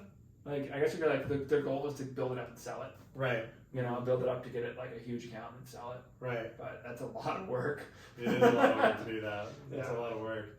So that's like, I was kind of worried about that with building my second Instagram page for the podcast. That's like, Yeah, but as long as you're using it like in a sense where you're getting it where that's an open license, it's not a big deal. Yeah, I feel like it was all open license pictures, and I don't know, that one just, I don't know, I just felt like it was okay what I was doing. So I think it's okay with your approval, with all your knowledge, like you saying it's okay, I'm gonna keep doing it. Yeah. Just like I'm not trying to I explain. mean, you can also like you can reach out to people on Instagram. Like if you see a pretty photo you like, reach out to people and be like, hey, like, do you mind if I share this with credit? Share. And then share with credit. Yeah. Don't, and like the other thing is that I tell people all the time, this is my biggest pet peeve when it comes to like feature pages or other businesses, is if I do give you approval, or if you just take it and post it with my credit, don't credit yourself before crediting the photographer. I can't tell you how many times I've gotten featured by a feature page. Yeah. And it's like, you know, drone shots USA, and then it's like my photo, a stupid quote from something, and then it's like follow at drone shots USA, follow at drone shots USA, follow at drone shots USA, follow at drone shots USA, and then like 5 enters and then my name, and it's like no point. Because even if people were gonna follow me from a feature, now they're like buried to the bottom, and it's like, and I usually just comment on those. Hey, if you're gonna share my work, I just ask that you don't promote yourself before promoting the photographer, because you did nothing in this situation. You didn't pay me, you didn't hire me, you didn't take the photo, you don't get any credit. The only thing you've done is you've screenshotted and you've shared it. That's not credit worthy. Yeah, that's interesting. So that was one thing I did a lot of research on too, because I was kind of worried about it. But then again, my thing is like, well, I have 25 followers on that page. So. Yeah, no, that should be fun. I mean, like, I think it's fun. Like if you're like being diligent about it. Yeah. You know how I found it? Do you know how I found your page? No. Oh, I found it through Ethan. Do you know? Oh yeah. I FaceTimed with Ethan earlier today. Oh, you did? Oh wait, yesterday. Yesterday I FaceTimed with Ethan. Okay. He just called me randomly. Oh, he did? Ethan's awesome. I love Ethan. Super cool kid, super nice guy. He was actually my roommates in college. So I was roommates with a guy in college, and he's like really good friends with him. Oh, cool. So I met him through my roommate in college. Oh, right. But I asked Ethan to be on this too, and he's like, the day he was leaving Montana was the day I asked him. He's like, oh, I'm leaving Montana today. I'm like, oh, I guess that's not gonna work. Yeah, Ethan's like this the coolest dude though. He's like such a. I met him this summer because I was doing motorbike stuff. Well, kind of. So I was doing a photo shoot in Cody, what's that? Well, he'd actually reached out to me before that, asking if I needed help on a project or something. Yeah. Or I think I was looking for a model. Yeah, I was. I was looking for a model on a different shoot at a Red Lodge. Okay. I was looking for a mountain biking model. And I ended up getting 3 people like right away that were going to do it because like it was a paid job. Nice. And he had messaged me and I was like, oh man, I've already booked it, but like I'll keep in mind. Yeah. And I looked at his page and I was like, oh, you look like you do cool stuff, like you dirt bike, you mountain bike, you like climb, and stuff. And so literally like, a couple weeks later, I was doing the shoot in Cody, Wyoming, and it was like a totally active shoot with the Cody Tourism Board was literally just like, we want. What was it that I was like, what do you guys want? Usually my clients send like detailed shot lists, like this is all we want, right? This one they sent me one word of what they want, motion. And I was like, but like anything? Yeah. like what do you want? They're like, doesn't matter, motion. I was like, interesting. This is like a weird college art assignment, motion. Like, all right, cool. All right. So I went and I did. Well, then I was like trying to find models because I was like, I don't know anybody in Cody. Yeah. And I was like, hey, can you guys help me find models? Like, you guys live there. Like, you know, and they're like, yeah, we can try. And then they didn't find anything. So I was like scrambling. And I messaged Ethan first. I was like, hey man, there's any chance you're around? He's like, I'll be there. And the thing I learned about Ethan, when Ethan says he'll be there, he's gonna be there. And like he rallied all the way from Sturgis to be there. Wow. And I was like, yeah, I need like climbing, dirt biking, like tons of stuff. And he's like, I do all that. I was like, cool. So I was like, I'll need you for like a day or two. And he was like, sweet, I'll be here. Yeah. And then I literally just like I went into the shoot day before, and I went into like every outdoor store in town and was just like do you climb?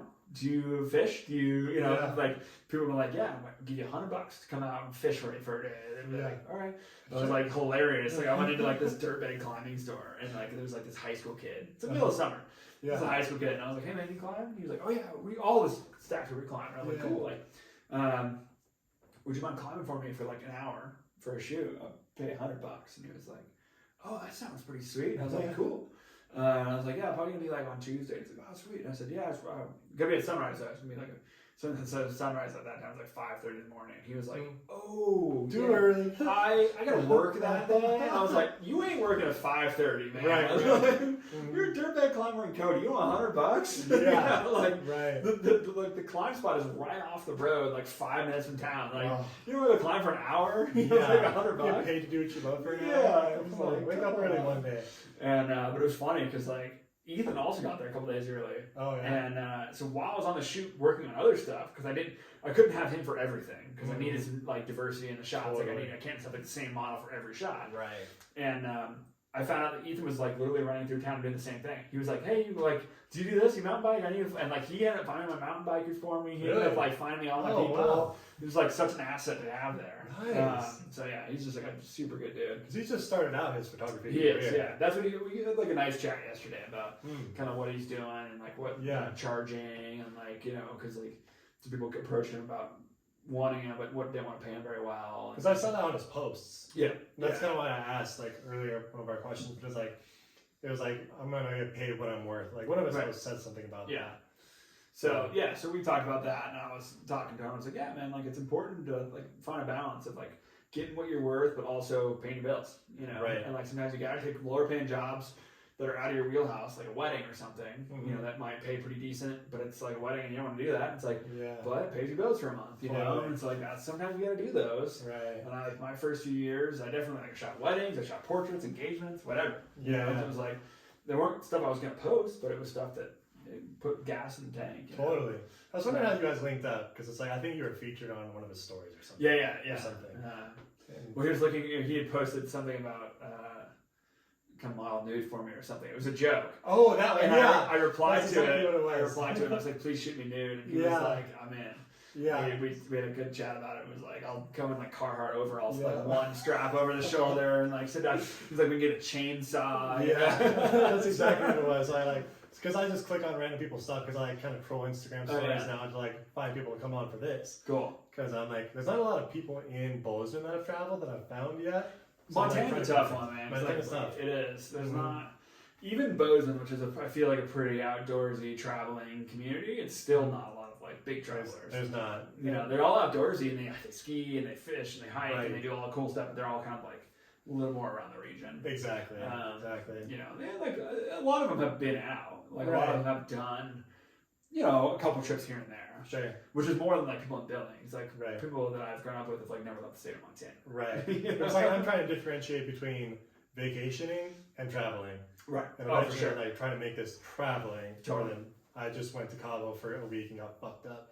And like, you know what I mean? 100%, yeah. So it's like, I'm just definitely like trolling Instagram, like who has been around, like who has some good stories. I'm like, so I'm for sure on the Instagram, like trying to find good people, trying to get good recommendations from people. 100%. So it's tough, really hard in Bozeman. It is, yeah. And that's why I'm like, all right, sometimes I need to go to New York or London and like find these people. For Eventually, I'd like to go to London and like start taking this podcast abroad and like having a little bit more of an agenda with it too. I mean, I've done a ton of podcast interviews that are just over Zoom and stuff. I don't want to do it over Zoom. Yeah, it's tough. And like, it's not as good. I've done a bunch in person. I've done a bunch in Zoom, and it's never as good as like being able to share a beer and just like cracking a beer. Exactly. And, like having a conversation versus like over Zoom. It feels more structured over Zoom. Oh, interesting. You know, like it feels more regimented with like questions and like then instead of like a conversation. Yeah. See, in person, I like to feel the energy. I like to just hang out with someone. Yeah. But I also want to make a friend too. For sure. I think Zooms are more like an interview, right? They're like, I'm interviewing you. Yeah. You know, it's like a job interview where you're like, what do you do? And it's like, oh, this is what I do. You know, versus like, I feel like sitting across from somebody, like, more feeling the energy. And I'm not gonna do that. I told them I'm like, we can either go to the same place and do it, you can come here and do it. Yeah, for sure. Like no matter what, I'm like, I am not doing a FaceTime. I am not doing a Zoom. No matter what it is, like we got to be in person. Yeah. Like, my friend Jackie, she has a podcast. And she's in Bozeman here. Oh yeah. And she's done a ton of podcasts where she just like brings. She has like a mic that she has, and she just like brings it and puts it on a table. And they'll go to like a quiet corner of a brewery around the world, and do like podcast interviews with people around the world. She's done a bunch of that. I want to do that too, but it's also I want to film it too. Right, it's tough. Mm-hmm. So you kind of like have to have like a hotel or something. Yeah, I know. So I'm like trying to work that part out. Like eventually, I might just have to do some with a mic or just some of the video on a mic because you can't have like too many outside sounds like coming in while you're trying to talk to people on a podcast too. For sure. Like too many interruptions. Like if we're just talking on the street, there's so many outside noises. Yeah. So I'm like, I'll figure it out for sure. Yeah. Oh yeah, for sure. Did you have a travel podcast in Bozeman too? Yeah, called Traveling Jackie. Jump with Jackie's Jump. Traveling Jackie is her Instagram name. Jump is her podcast, and she has like she has a bunch of things. She does. I think she's taking a break from podcasting right now. Really? She's done a ton of podcasting for years now. Dang. Yeah, she's awesome. She's taking a break right now. Okay. And focusing on like the other side of her business, which is she like leads trips around the world. So she likes leading a trip to Patagonia in the spring here, stuff like that. So she's kind of focusing, and she like does Croatia a bunch and stuff. How old is she? 34, I think. Okay. Yeah. I might try to link up with her. Yeah, you should. She's hit her on Instagram. Yeah, I will. Definitely. Jackie, I definitely will, because it's like I'm trying to like meet up with other podcasters and like learn from them, and also like have a good exchange, and then like you know what I'm trying to do. Yeah, for sure. So that's definitely my goal. Well, I'll let you get out of here because I've been cool. No worries, man. Some fun. Oh, cheers. Thank you, man. You don't have any water. I got a swig left. Cheers. Cheers. Thank you. Really appreciate it. I've been hermiting for like 4 days, so it's gonna be out of the house for a minute. So do you mind if I obviously use this on YouTube? Oh yeah, no worries. Everything. As far as tagging you, do you want me to just tag your main page? And... Yeah, main page is good. Okay. To be honest, I don't have a lot of followers, so probably not do. No, but I'll share it up on my stuff too when you get it up, because I always share the podcast. Sweet. Yeah.